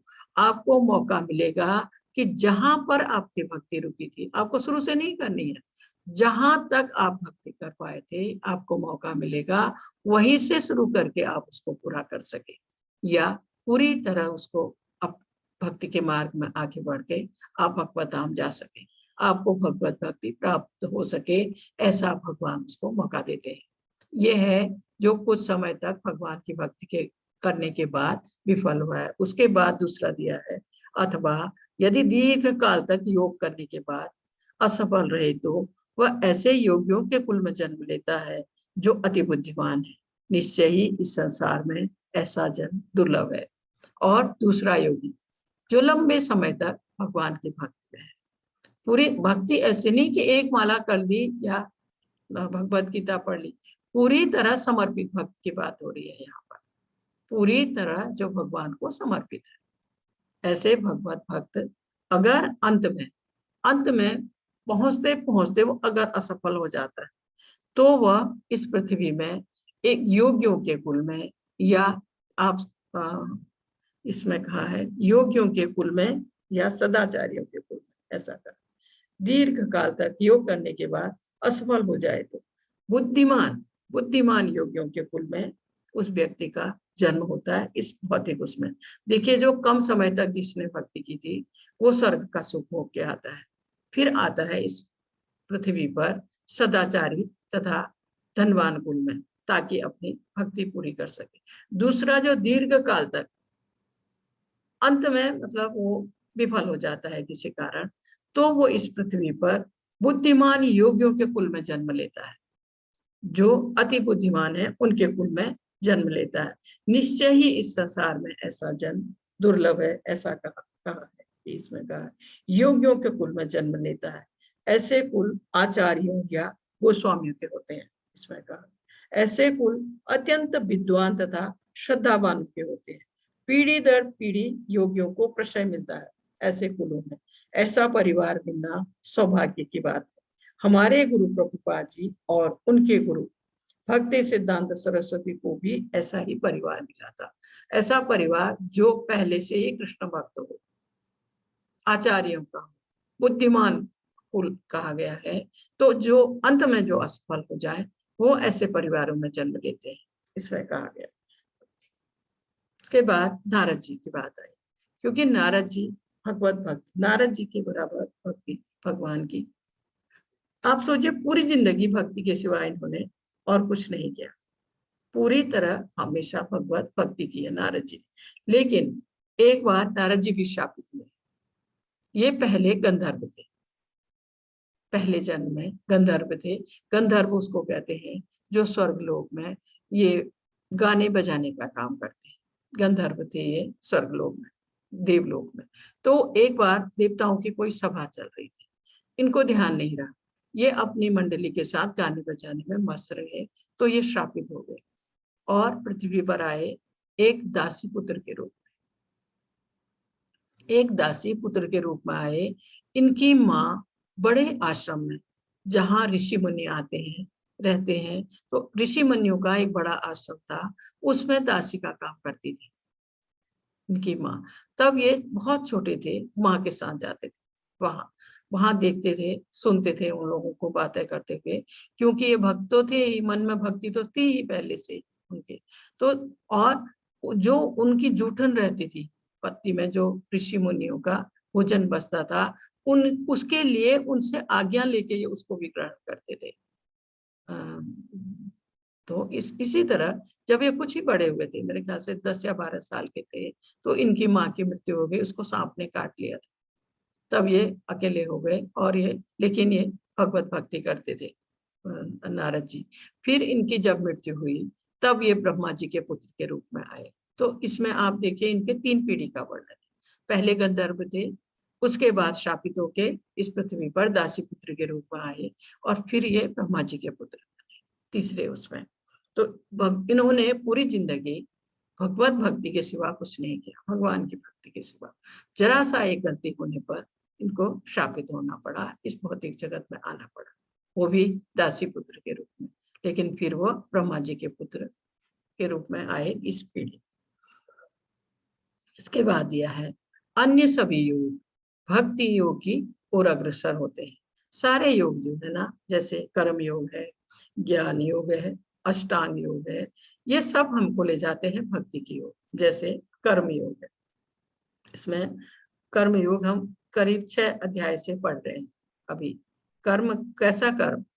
जो हम अपने सुख के लिए करते हैं या अपने इंद्रिय तृप्ति के लिए, वो नहीं।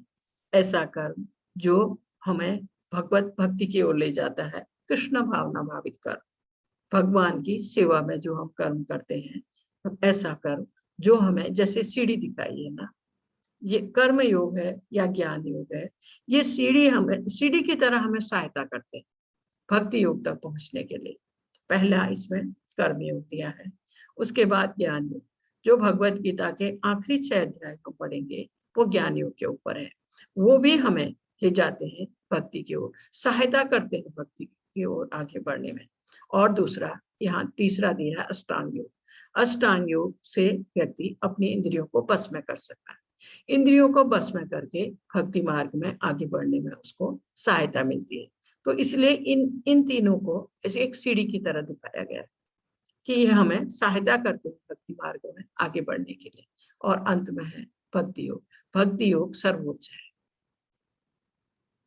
इसके बाद दिया है इसमें आपका कि एक व्यक्ति जो आध्यात्मिक रूप से जिज्ञासु है, वह सबसे बुनियादी प्रकार की सेवा में शुरू होता है, जो कर्म योग है।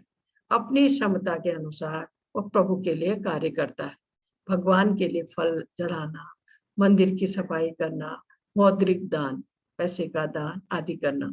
ये मतलब एक छोटी सी तपस्या, आप सोचिए छोटी छोटी चीजों से ये भक्ति के मार्ग की शुरुआत आप एक तरह से सोचिए। बुनियादी प्रकार की सेवा, छोटी छोटी चीजें, भगवान के मंदिर की सफाई कर देना, फूल लाके उनके लिए माला बना देना, उनके लिए भोग तैयार करना, ये छोटे छोटे कार्य जो है, ये भगवान के लिए फल चढ़ाना, मंदिर की सफाई करना या दान करना, मौद्रिक दान कर देना, ये एक छोटी चीज है। एक जिज्ञासु, आध्यात्मिक रूप से जिज्ञासु, जो आध्यात्मिक के बारे में जानने चाहता है, जो भक्ति के बारे में जानने चाहता है, उसको जिज्ञासा है जानने की, तो ये छोटी छोटी सेवा शुरू करके वो आगे बढ़ने की कोशिश करता है। उसमें कहा है इसका अभ्यास करते हुए, जैसे जैसे वो ऐसे अभ्यास कर रहा है, वो कई ज्ञानियों से मिलता है। ज्ञानियों से मतलब भक्तों से मिलता है और ज्ञान के योग में ज्ञान प्राप्त करने के लिए जुट जाता है। वो ज्ञान प्राप्त करने के लिए जुट जाता है और यही छोटी छोटी सेवाएं करते हुए वह धीरे धीरे यह समझने लगता है कि वो शरीर नहीं है, परमात्मा उसके हृदय में रहते हैं। तब वो उसको ज्ञान होने लगता है, आत्मा क्या है, ये शरीर क्या है, भगवान की स्थिति और उनके लिए उनके सामने अपनी स्थिति, इन सब को वो महसूस करता है। परमात्मा ये समझता है, परमात्मा उसके हृदय में बैठे होते और वह इस बात को महसूस करना चाहता है। इस चीज को वह कृष्ण के समक्ष आत्मसमर्पण कर देता है, भगवान के चरणों में वो समर्पण कर देता है और भक्त बन जाता है भगवान का। और सबसे उच्च योग साधना में शामिल होता है, वो है भक्ति योग। कितनी अच्छी तरह से समझाया है कि छोटी छोटी चीजों से लेके व्यक्ति शुरू करता है, भगवान की सेवा शुरू करता है और जानना चाहता है भगवान के बारे में, और तब वो भक्तों को मिलता है, भक्तों से सुनता है भगवान के बारे में। और उसके बाद धीरे धीरे वो समझने लगता है कि मैं शरीर नहीं हूँ, मेरे अंदर आत्मा और परमात्मा स्थित है और इस बात को वो महसूस करना चाहता है, वह जब उसको ये ज्ञान हो जाता है तब वो भगवान के चरणों में समर्पित हो जाता है, अपने को भगवान के चरणों में समर्पित कर देता है और भगवान का भक्त बन जाता है। और सबसे उच्च योग साधना, क्योंकि योग में भी सबसे उच्च योग है भक्ति योग, उच्च योग साधना में शामिल होता है, वो है भक्ति योग। बहुत ही सुंदर ढंग से समझाया गया। इसके बाद इसका 47वां श्लोक दिया है। इसमें योगिनाम अपि सर्वेषां वदतेनान्तरात्मना श्रद्धावान भजन्ते यो मां समे युक्त तमः मता। इसमें कहा गया है प्रत्येक जीव को भगवान की सेवा करनी चाहिए। इसमें मैं फिर समझाती हूँ आपको। मैं समस्त योगियों में से जो योगी अत्यंत श्रद्धा पूर्वक मेरे पारायण है, भगवान इसमें कह रहे हैं सब योगियों में से जो योगी अत्यंत श्रद्धा पूर्वक, जो जिसकी अधिक श्रद्धा है भगवान के ऊपर, अधिक स्नेह है भगवान के ऊपर, वो मेरे पारायण अपने अंतःकरण में मेरे विषय में सोचता है, वो योगी और मेरी दिव्य प्रेमा भक्ति करता है, भगवान की भक्ति कर रहा है, वह योग में मुझसे परम अंतरंग रूप में युक्त रहता है। जुड़ा, योग का मतलब ही है जुड़ना, वो भी किससे? भगवान से। अंतरंग रूप में युक्त रहता है, जुड़ा रहता है और सबों में सर्वोच्च है, यही मत है। वही योगी सबसे ऊपर है जो अंतरंग रूप में, आंतरिक रूप में भगवान से जुड़ा है। भगवान से जुड़ने का मतलब है वो हर समय भगवान का ध्यान अपने मन में कर रहा है, वो हर समय भगवान के चिंतन में है। ऐसा योगी भगवान कह रहे हैं वो सबों में सर्वोच्च है, सबसे ऊपर है, यही मेरा मत है। ऐसा इसमें कहा गया है कि इसमें कहा है जो मनुष्य अपने जीवन दाता भगवान की सेवा नहीं करता और अपने कर्तव्य में स्थिरता बरतता है, वह निश्चित रूप से वह अपनी स्वाभाविक स्थिति से नीचे गिर जाता है। भक्ति योग समस्त योगों की परिणति है और जो सारे योग हैं हमें भक्ति योग तक पहुंचाने के मार्ग, रास्ते हैं। भक्ति योग सबसे ऊपर है, अन्य योग तो भक्ति योग में भक्ति तक पहुंचाने के साधन मात्र। योग का वास्तविक अर्थ भक्ति योग है। कर्म से लेकर भक्ति योग तक का लंबा रास्ता आत्म साक्षात्कार तक जाता है। निष्काम कर्म योग इस मार्ग का आरंभ है। जब ज्ञान योग में अनेक भौतिक विधियों से परमात्मा के ध्यान में वृद्धि होने लगती है और मन उन पर लगा रहता है तो इसे अष्टांग योग कहते हैं। इस अष्टांग योग को पार करने पर जब मनुष्य भगवान के निकट पहुंचता है तो वह भक्ति योग कहलाता है। भक्ति योग का ही मतलब है भगवान से जुड़ना। इसमें दिखाया गया है भगवान का धाम।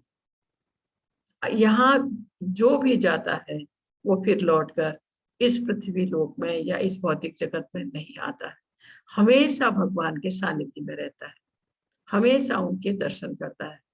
और जो भगवान का भक्त है वो हमेशा भगवान की भक्ति चाहता है, वो इस लोक में रहे या भगवत धाम में रहे, उसे और कुछ नहीं चाहिए, भगवत भक्ति चाहिए। और यहाँ एक चीज आप देख रहे हैं, यहाँ जो भी जाता है वो भगवान की ही तरह उसका रूप, वो सब यहाँ कोई पहचान में नहीं आता है, सब एक से दिखते हैं।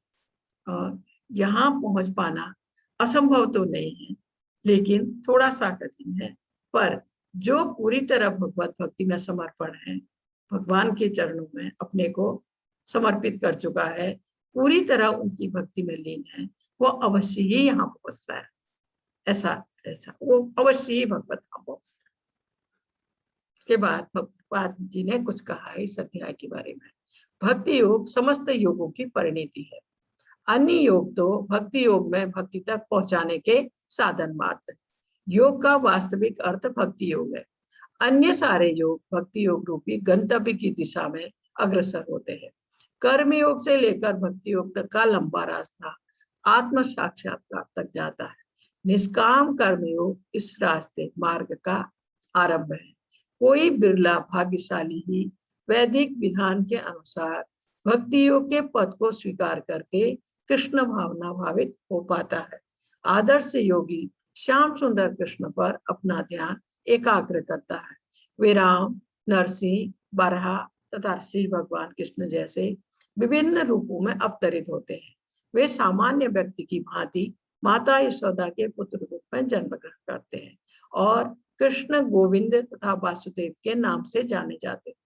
वे पूर्ण बालक, पूर्ण पति, पूर्ण सखा तथा पूर्ण स्वामी हैं और वे समस्त ऐश्वर्यों तथा दिव्य गुणों से ओतप्रोत हैं। जो श्री भगवान के इन गुणों से पूर्णतया अभिज्ञ रहता है वह सर्वोच्च योगी कहलाता है। योगी की यह सर्वोच्च दशा केवल भक्ति योग से ही प्राप्त की जा सकती है, जिसकी पुष्टि वैदिक साहित्य से होती है। हरे कृष्णा। हरे कृष्णा। हरे कृष्ण माता जी। जी प्रभु जी। माता जी प्रश्न ले लें। प्लीज लीजिए प्लीज। माता जी चैट में एक प्रश्न आया था कि पूरी तरह से समर्पित भक्त कौन होता है?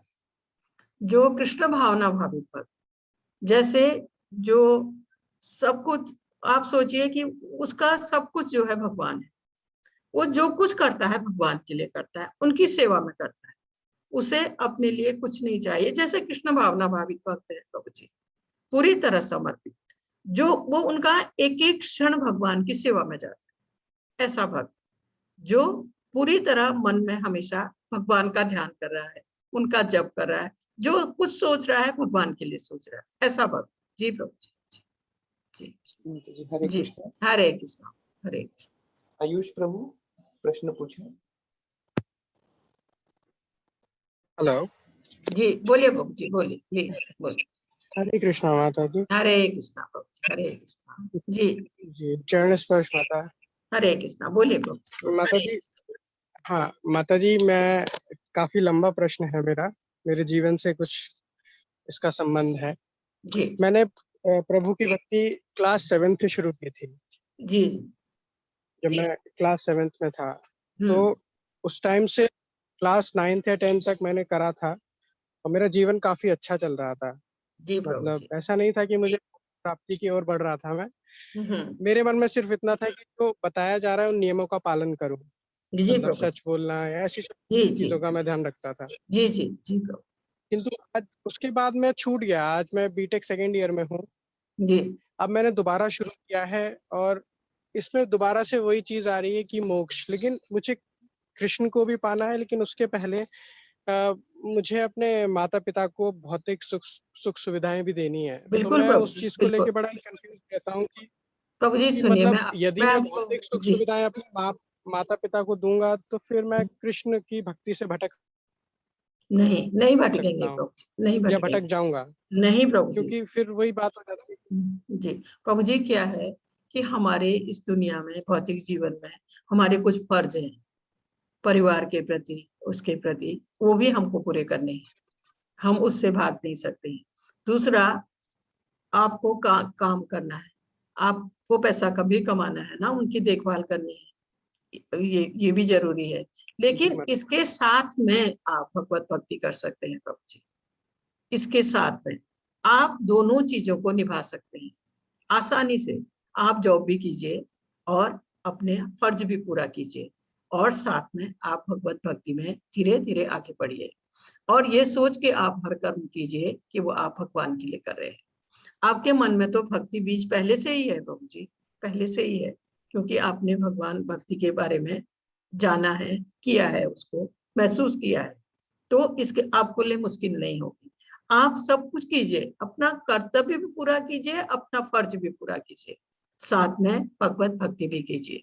तो जो भी काम आप करते हैं ये सोच के कीजिए मैं भगवान के लिए कर रहा हूँ, स्वतः ही आपके उस कर्म में और निखार आएगा। जी प्रभु जी, तीनों चीजें साथ लेके चलिए, अपने फर्ज भी पूरा कीजिए, कर्म भी कीजिए, क्योंकि इस समाज में सब कुछ चाहिए जिंदा रहने के लिए। उसके लिए आपको जॉब करना या बिजनेस करना, जो भी आप कर रहेंगे वो जरूरी है। साथ में आप भगवत भक्ति की राह में चलिए, तो आप सोचिए आप तीनों चीजों को निभा सकते हैं, बशर्ते आपके मन में ये दृढ़ संकल्प हो। जी प्रभु जी, हरे कृष्णा।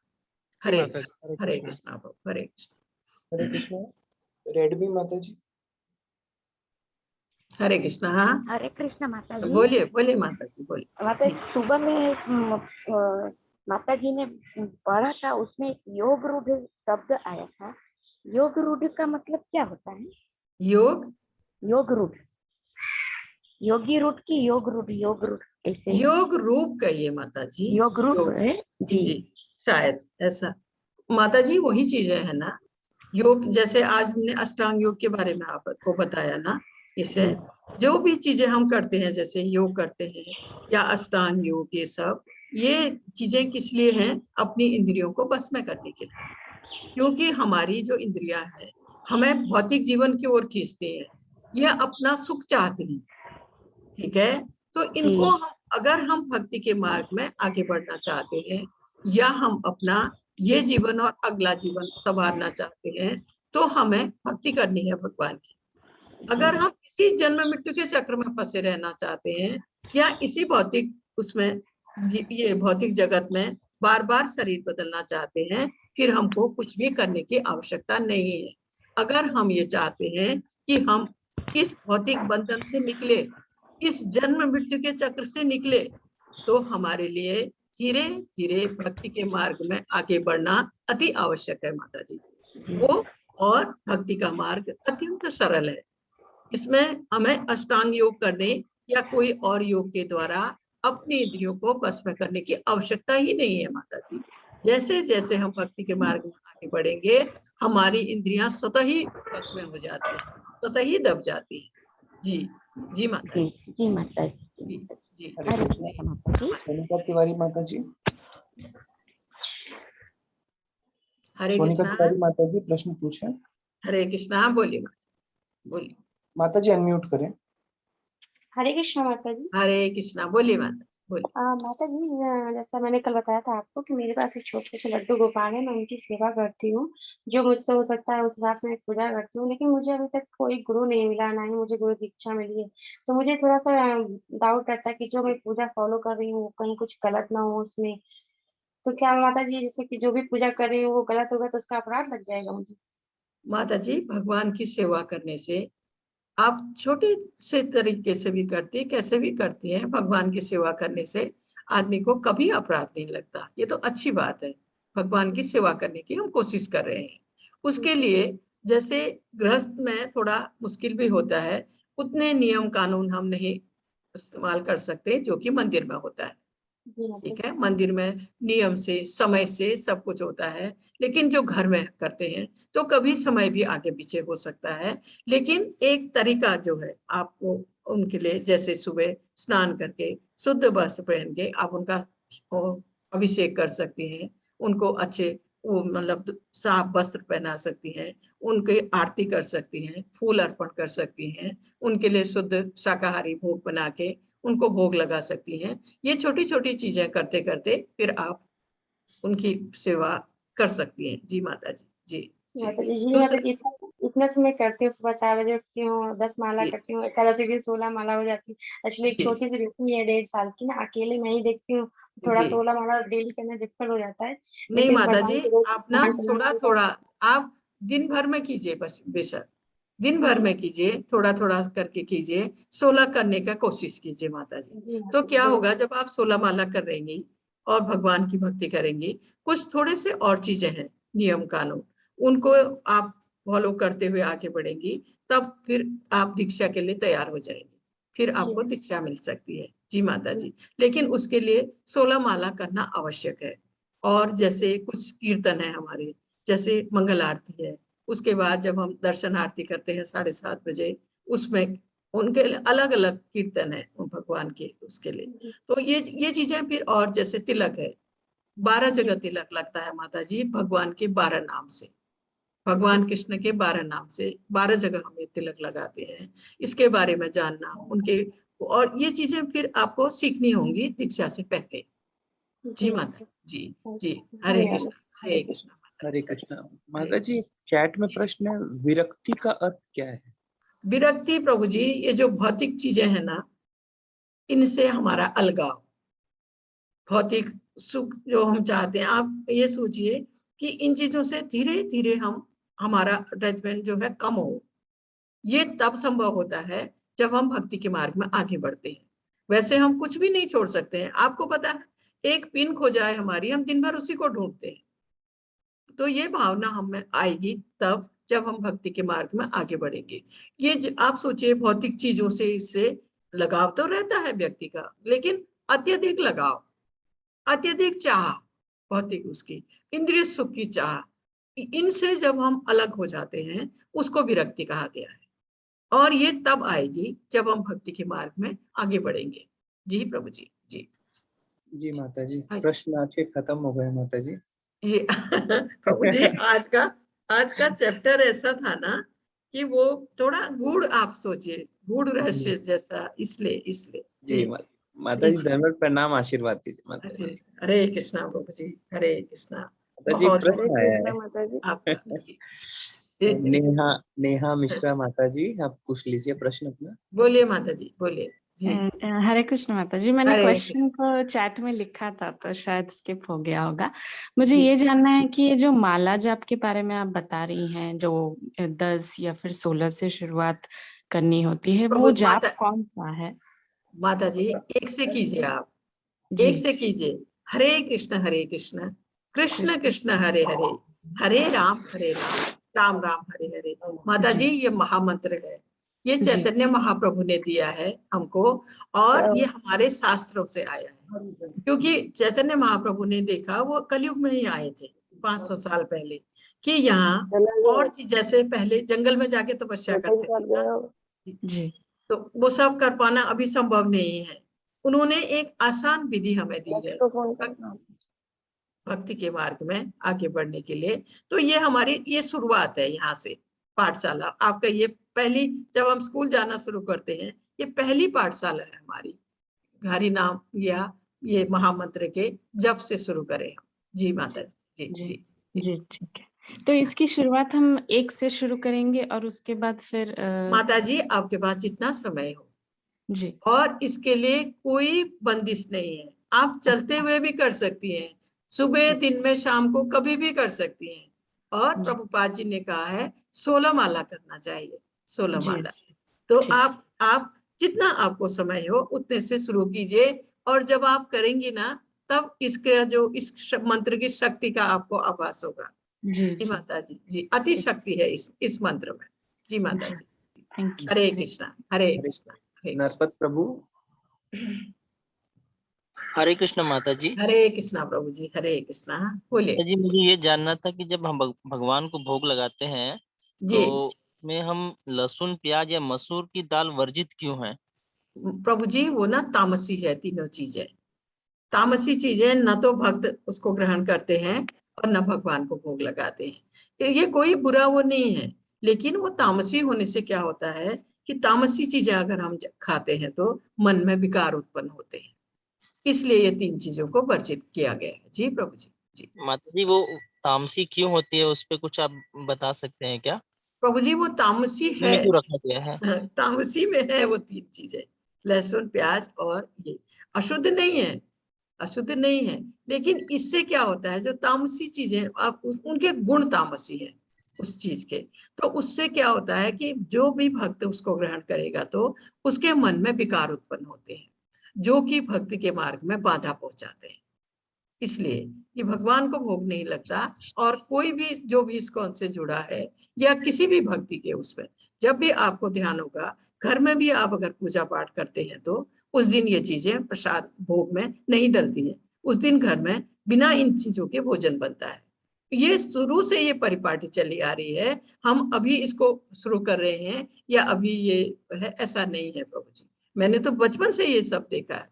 जी जी प्रभु जी। जी जब भी पूजा पाठ आप करते हैं ये चीजें भोग में नहीं डलती हैं। जी प्रभु जी। जी हरे कृष्णा। हरे कृष्णा प्रभु, हरे कृष्णा। आईफोन प्रभु। हरे कृष्णा। हरे कृष्णा। बोलिए बोलिए। हाँ जी, जरा प्रत्याहार को दोबारा बोलिए, मैं जरा लिख नहीं पाया प्रत्याहार। आप लिख रहे हैं प्रभु जी? मैं हर चीज लिखता हूँ, आपका अष्टांग योग है, नबदा, ये सब लिखता ही रहता हूँ। जी जी, क्योंकि मैं तो 2014 के बाद इस अध्यात्म में आया हूँ, उससे पहले आए बार 0 टोटल। जी जी जी प्रभु जी, अल्फा बीटा थीटा वाला आदमी था। जी जी। हाँ, प्रत्याहार, जैसे मैंने धारणा को, मानसिक स्थिति को नियंत्रण रखना, ये लिखता रहता हूँ ना साथ में। जी जी जी प्रभु जी, इसको इसमें तो लिखा है। प्रत्याहार को दोबारा ढंग से बताइए, जो जी, पहले जी। बोली थी वो उस समय मैं लिखना भूल गया था।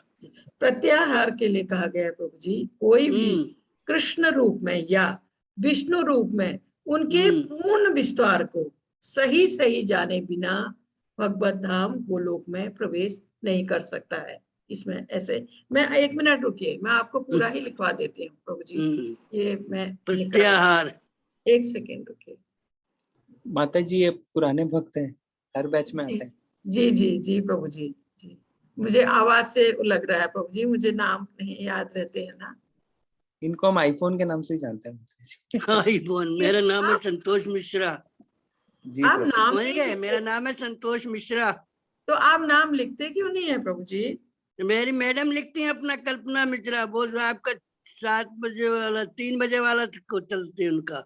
मैं 5 बजे, मैं जल्दी जगता हूँ 3 बजे। प्रभु जी मैं 3 बजे मैं नहीं लेती हूँ, प्रभु जी लेते हैं। मैं जगता हूँ 3 साढ़े 3 बजे। ये आ गया आपका प्रत्याहार। हाँ, ये है प्रत्याहार, भौतिक अस्तित्व की समाप्ति। भौतिक अस्तित्व की समाप्ति। भौतिक अस्तित्व, जैसे भौतिक, हाँ लिखिए, भौतिक अस्तित्व की समाप्ति। अस्तित्व की समाप्ति। समाप्ति प्रभु जी, इसका मतलब ये है कि भौतिक चीजों से हमारा लगाव खत्म हो जाना। भौतिक, इससे हमारा जो हम अत्यधिक लगाव है, अत्यधिक चाह है हमें, उससे हमारी मुक्ति। यहाँ तक हम पहुंच जाते हैं जब तक हमारे जो भौतिक चाह है, भौतिक इच्छाएं हैं, इनसे हमको मुक्ति मिल जाती है। भौतिक अस्तित्व की समाप्ति, ये असल में ये शब्द है इसका, प्रत्याहार, भौतिक अस्तित्व की समाप्ति। जी प्रभु जी। जी जी माता जी, हरे कृष्णा। जी हरे कृष्ण जी। और प्रभु जी और है कोई? हाँ माता जी, बस जल्दी। डीके शर्मा प्रभु, आराम से लीजिए प्रभु जी, कोई बात नहीं। डीके शर्मा प्रभु प्रश्न पूछ लीजिए। प्रभु आप सुन पा रहे हैं? अनम्यूट करें और प्रश्न पूछें। हरे कृष्णा, बोलिए बोलिए प्रभु जी, बोलिए। सुन पा रहा हूँ, बोलिए। मेरी आवाज आ रही है आपके पास? आ रही है प्रभु जी, आ रही है। मेरा प्रश्न ये है कि आपने उल्लेख किया कि भगवान के 12 नाम हैं, तो गीता के अंदर कहाँ दिए हुए हैं भगवान कृष्ण के 12 नाम? प्रभु जी, भगवान कृष्ण के 1000 नाम है। भगवान कृष्ण के 1000 नाम हैं और वो दिए भी गए हैं, लेकिन भगवत गीता के अंदर हर चीज नहीं आपको मिल पाएगी। ये एक नियम है, नियम है। ये जैसे हम जो आपके तिलक दिख रहे हैं ना, माथे पर लगा है, इसी तरह से 12 जगह तिलक लगता है हमारा। जो भी कृष्ण इस्कॉन से जुड़ा है, 12 जगह तिलक लगता है भगवान के 12 नाम से।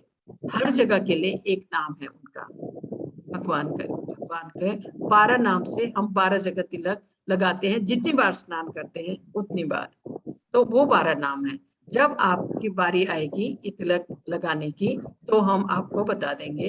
अभी मैं बता भी दूं तो शायद आप याद नहीं कर पाएंगे।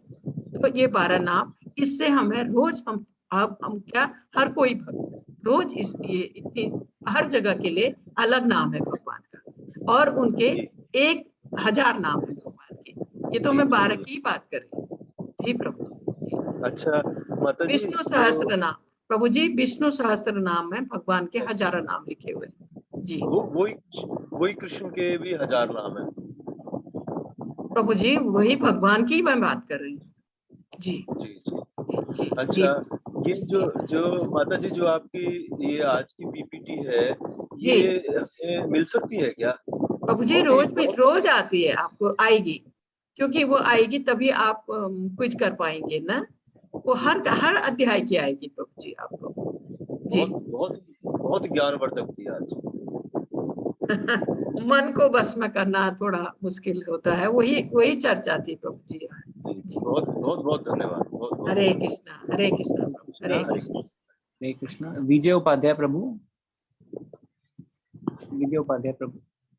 हरे कृष्णा माता जी। हरे कृष्णा, बोले बोले प्रभु जी, बोले। माता जी, भक्ति की अनन्यतम पराकाष्ठा पर जो व्यक्ति है, तो उसके लिए ज्ञान योग और कर्म योग का क्या कोई महत्व है क्या? प्रभु जी असल में ज्ञान योग कर्म योग हमको सहायता करते हैं, जी भक्ति के मार्ग में आगे बढ़ने में सहायता करते हैं, हमको वहां तक पहुंचने में सहायता करते हैं। एक सीढ़ी की तरह मैंने आपको दिखाया था ना, कर्म जी योग, ज्ञान योग, अष्टांग योग, एक जी सीढ़ी की तरह हमें आगे बढ़ने में मदद करते हैं। जी जी जी। जी जी प्रभु जी, और मैंने महत्व है। जी प्रभु जी, सबका सबका लक्ष्य है भक्ति योग तक ही पहुंचना। पहुंचना, तो उसमें ये सब सहायता करते हैं। भक्ति योग सबसे ऊपर है प्रभु जी। जी जी जी जी माता जी। जी हरे हरे कृष्ण। हरे कृष्णा प्रभु। मनीष प्रभु प्रश्न पूछे। जी जी, हरे कृष्ण माता जी। हरे कृष्णा प्रभु जी, बोलिए बोलिए माता जी, अध्याय से रिलेटेड नहीं है प्रश्न बोलिए, कोई बोलिए, बात नहीं, बोलिए प्रभु माता जी। जी, तिरुपति बालाजी के बारे में ऐसा मतलब सुना है कि वहाँ पे सबसे अधिक चढ़ावा मतलब दान पुण्य, मतलब जो दान हुंडी वगैरह में जो दान डालते हैं वो बहुत अधिक होता है और सोना वगैरह भी वहाँ पे चढ़ाया जाता है। जी प्रभु जी। तो उसके पीछे माता जी, उसके पीछे कुछ ऐसा लॉजिक है या कुछ ऐसी कहानी है, ऐसा कुछ? प्रभु जी ऐसा नहीं है, वो क्या है, व्यक्ति के श्रद्धा के ऊपर है। अपना सब कुछ भगवान को अर्पण कर देते हैं ना कुछ लोग, क्योंकि जी वो उनको ज्ञान हो जाता है कि ये भगवान का है। जी आप माता सोचिए, कुछ तो ये सोच के कि ये भगवान का है, उन्हीं की समर्पण होना चाहिए। कुछ लोग जिनको ये ज्ञान नहीं है, वो मेरा ये, वो जैसे मन्नत, आप सोचिए मन्नत रख के कि मेरा ये काम हो जाए तो मैं ये करूंगा, ऐसे ऐसे भावना से भी लोग चढ़ावा चढ़ाते हैं, जिनको ज्ञान नहीं है। और जो जिनको ज्ञान है, जो भक्ति के मार्ग में आगे बढ़ रहे हैं, बहुत धनवान है, उनको ये लगता है कि ये तो भगवान की चीजें हैं, उन्हीं के चरणों में पहुंचनी चाहिए। इस भाव से भी लोग समर्पण करते हैं। जी प्रभु जी, अपने को भी और अपनी संपत्ति को भी भगवान के चरणों में समर्पित कर देते हैं।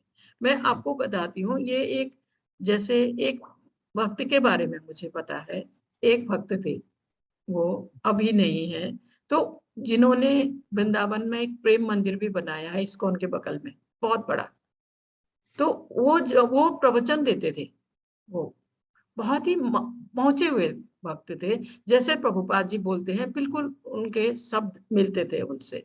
तो उनको लोगों ने, जैसे दिल्ली में एक ने तो अपना स्कूल ही उनको समर्पण कर दिया, स्कूल ही सौंप दिया उनको, क्योंकि वो भक्त बन गए थे भगवान के। अपना स्कूल ही उनको हैंड ओवर कर दिया। तो उनके वहां से कोई ये शिक्षिका, ये जो आपके उनकी डिवोटी कोई आकर महीने के अंत में, क्योंकि वो जैसे चल रहा है वैसे ही चलता था, महीने के शुरू में या अंत में आके सारा उसका जो पैसा है, वो सब है, वो सब ले जाके आश्रम में देती थी। पूरा स्कूल ही दे दिया किसी ने अपना। तो इस तरह से जब व्यक्ति भक्ति के मार्ग में आगे बढ़ता है, तो तब उसको महसूस होता है कि इस भौतिक जगत में मेरा अपना कुछ भी नहीं है। जो भी मैं इस्तेमाल कर रहा हूँ या जो भी मैं कर रहा हूँ, ये सब भगवान का है। ऐसा ज्ञान हो जाने पर, कुछ प्रभु जी सबको नहीं, जिसको भी कुछ, किसी बिरले को ही, वो अपने जो वो सोचता है कि ये भगवान का है, उन्हीं के चरणों में जाना चाहिए। कुछ तो इस ढंग से समर्पित करते हैं, कुछ जैसे जिनको ज्ञान नहीं है, वो कि मेरा ये काम हो जाए तो मैं ये करूंगा, ऐसे ऐसे मन्नत से, ऐसी भावना से भी समर्पित करते हैं। जी प्रभु जी। जी माता जी, माता जी, शायद मैंने कुछ ऐसा मतलब सुना था, मेरा शायद ऐसा गलत होगा कि जो मतलब तिरुपति बालाजी में जो चढ़ावा मतलब जो हो रहा है ना बहुत अधिक इसमें, तो कुछ एक ऐसा कुछ कर्ज है जो वो आज तक वो चले जा रहा है वो कर्ज, और वो कर्ज चुकाने के लिए इतनी अधिक मात्रा में वहां पे चढ़ावा चढ़, मेरा ये नहीं गलत होगा, मुझे पता नहीं, प्रभु जी, इसलिए मैं सुना नहीं है, ऐसा सुना नहीं, क्योंकि मैं भी वहां 2 बार दर्शन करने जा चुकी हूँ। जी ऐसा माता जी, सुना नहीं, हो सकता है प्रभु जी आपने सुना मुझे भी, हो ऐसा। जी जी मुझे भी पता नहीं, इसलिए मैं बोला आपको जी शायद जी, पता होगा तो। मैं नहीं प्रभु जी, अभी तक नहीं है, लेकिन मैं आपको बताऊंगी पता करके। जी जी माता जी जी, जी प्रभु, धन्यवाद। जरूर। हरे कृष्णा प्रभु, हरे हरे कृष्ण। हरे कृष्ण। माता जी, चैट में छोटे छोटे 2 प्रश्न हैं। जी प्रभु जी, बोलिए। मन को वश में करने का क्या तरीका है? मन वश में कैसे आता है? वो आज का यही तो पूरा अध्याय है प्रभु जी। मन को बस में करने का और कोई तरीका नहीं है, और बहुत कठिन है। ये मन को बस में करना कठिन है, ये भगवान ने भी स्वीकार किया अर्जुन के पूछने पर भगवान ने भी इसको स्वीकार किया कि मन को, हठीले मन को बस में करना बहुत कठिन है, लेकिन अभ्यास के द्वारा भगवत नाम का जप करने से, भगवत नाम का कीर्तन करने से, नवदा भक्ति, 9 तरह से भगवान की भक्ति करने से, अभ्यास से धीरे धीरे यह हठीला मन बस में आ जाएगा। ये कठिन जरूर है, लेकिन जब हम भक्ति के मार्ग में आगे बढ़ते हैं तो हम इस मन को अभ्यास के द्वारा धीरे धीरे बस में आ सकता है। जी प्रभु जी। जी जी माता जी, हरे कृष्णा। हरे अगला कृष्ण। चैट में ये था, हमारे ध्यान इंद्रियां और कर्म इंद्रियां अलग अलग हैं, क्या हैं और कौन से हैं? जी प्रभु जी, हमारे ज्ञान इंद्रियां हैं 5, नाक, कान, आंख, जीभ और त्वचा। 5 ज्ञान इंद्रियां हैं, 5 इनके विषय हैं, और 5 हमारी कर्म इंद्रियां हैं, हाथ, पैर, मुंह, लिंग और गुदा। ये 5 कर्म इंद्रियां हैं। जी प्रभु जी। जी जी माता जी, हरे जी, कृष्ण। माता जी, हरे सारे प्रश्न हो गए। जी जी प्रभु जी। जी हरे कृष्णा माता जी। हरे कृष्णा माता जी, एक प्रश्न और है चैट जी बॉक्स में। गौरव जी प्रभु जी मैं बोलूं? हाँ जी हाँ माता जी, बोलिए बोलिए जरूर। माता जी, बोलिए प्लीज। माता जी, निधि गुप्ता का प्रश्न है, क्या हमें मासिक धर्म में पूजा कर सकते हैं? माता जी, ये जो जिस विधि से ये इस्कॉन में सब पूजा पद्धति होती है, ये नारद पंचरात्र एक पुस्तक है, उसमें ये विधि विधान लिखे हुए हैं पूजा के लिए। उसमें 4 दिन वर्जित माना गया है भगवान को छूना और उनके लिए भोग बनाना। ये नारद पंचरात्र में विधि में जो पद्धति को ये पूरे इस्कॉन ने अपनाया है, उसमें सारी पूजा पद्धति पूरी विधि है। उसमें 4 दिन मना किया गया है भगवान को छूना और उनके लिए भोग बनाना। आप जप कर सकती हैं, आप भगवत गीता पढ़ सकती हैं, और चीज कर सकती हैं, सिर्फ विग्रह को छूना और भोग बनाना, 2 चीज 4 दिन वर्जित माना गया है। जी प्रभु माता जी। जी जी माता जी, हरे कृष्णा। हरे कृष्णा माता जी, हरे कृष्णा। जी, तो कल मिले माता जी, कल मिले। और कोई प्रश्न नहीं है ना? जी माता जी। जी, हरे कृष्णा माता जी, हरे कृष्णा प्रभु, हरे कृष्णा। आप सबको बहुत बहुत धन्यवाद, बहुत बहुत बहुत बहुत धन्यवाद आप सबको इतना समय देने के लिए। हरे कृष्णा।